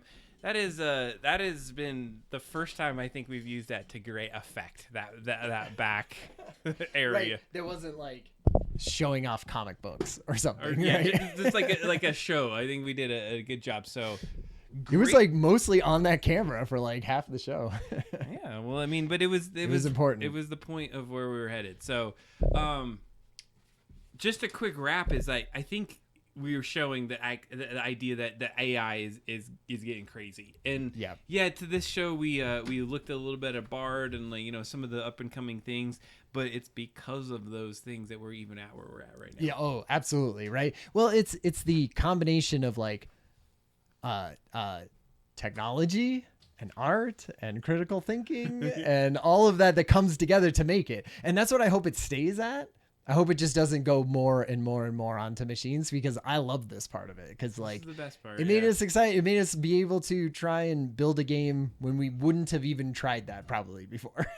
Absolutely, we would have been like, hey, let's try a game, and they're like, oh my god, this game. Oh my god, it's too hard. Work. Hey, okay, I did that.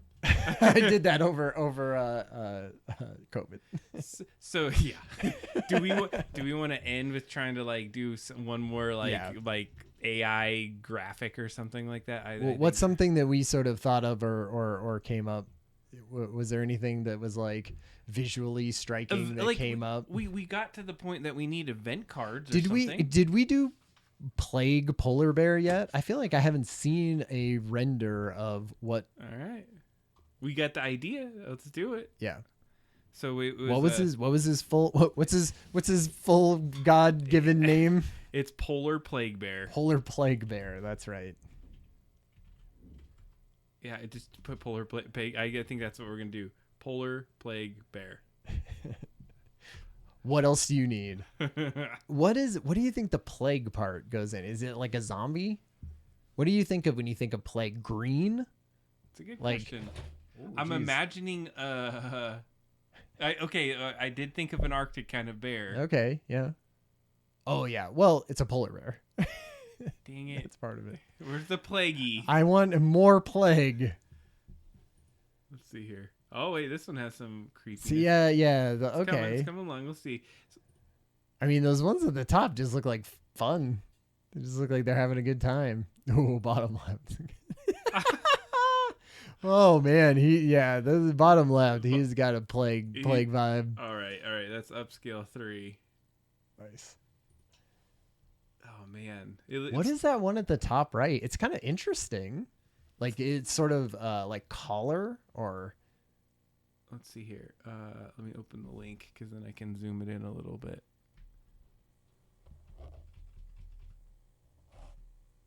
Yeah, it's like a weird breathing thing, and then it almost looks like he's in a bear suit. He does. It's like a spaceman. Oh, that one looks so good. That one is it. This is so dumb. Freaking dumb. His eyes. Polar Plague Bear. It's it didn't disappoint in the sense that if you were like, hey, Polar Plague Bear, you'd be like, all right, I got it. I got it. Yeah. Oh man, that one's so good. That's good. This is so we're upscaling that one, right? Oh, this is you trying to more yeah, just this has got to be V5, right? You got to be on. I don't know. It's V5. Yeah, like I feel like I wanted to show you this. Like I got these like really cool. Is this for tattoo stuff? This one I was just trying new things. Just trying out fun. Just playing for funsies. Just right in dead space. So I impressed my dad. He wanted a volcano, and I was showing him this. Oh yeah. Yeah, it was fun. And you're like, that's a brand new. No one painted this that. This is the first one he asked, and I was like, why is it so man, terrible? What did he ask for? Maokia volcano spewing out green lava, skeletons flying out. Because we were trying to be it super random, just to show you like how crazy it could be. So it was bad. This was those are terrible for Midjourney, nonetheless. Yeah, right. I feel like that is. But we gave it some bad stuff. But I don't know. That's all right. I think I did peanut butter chicken mousse. Yeah, this was sick. Did you see this one? Oh, what was that prompt? I think it was just like simple desktop background. Cyberpunk Game Boy. I wanted a desktop background for one of my computer, and I was like, that one. They actually came out really cool. I loved it. The one I actually went with was this one though. I just thought it looked sick. Yeah. But all right. Let's see if we're back. Oh, I think it's Polar Plague Bear is done.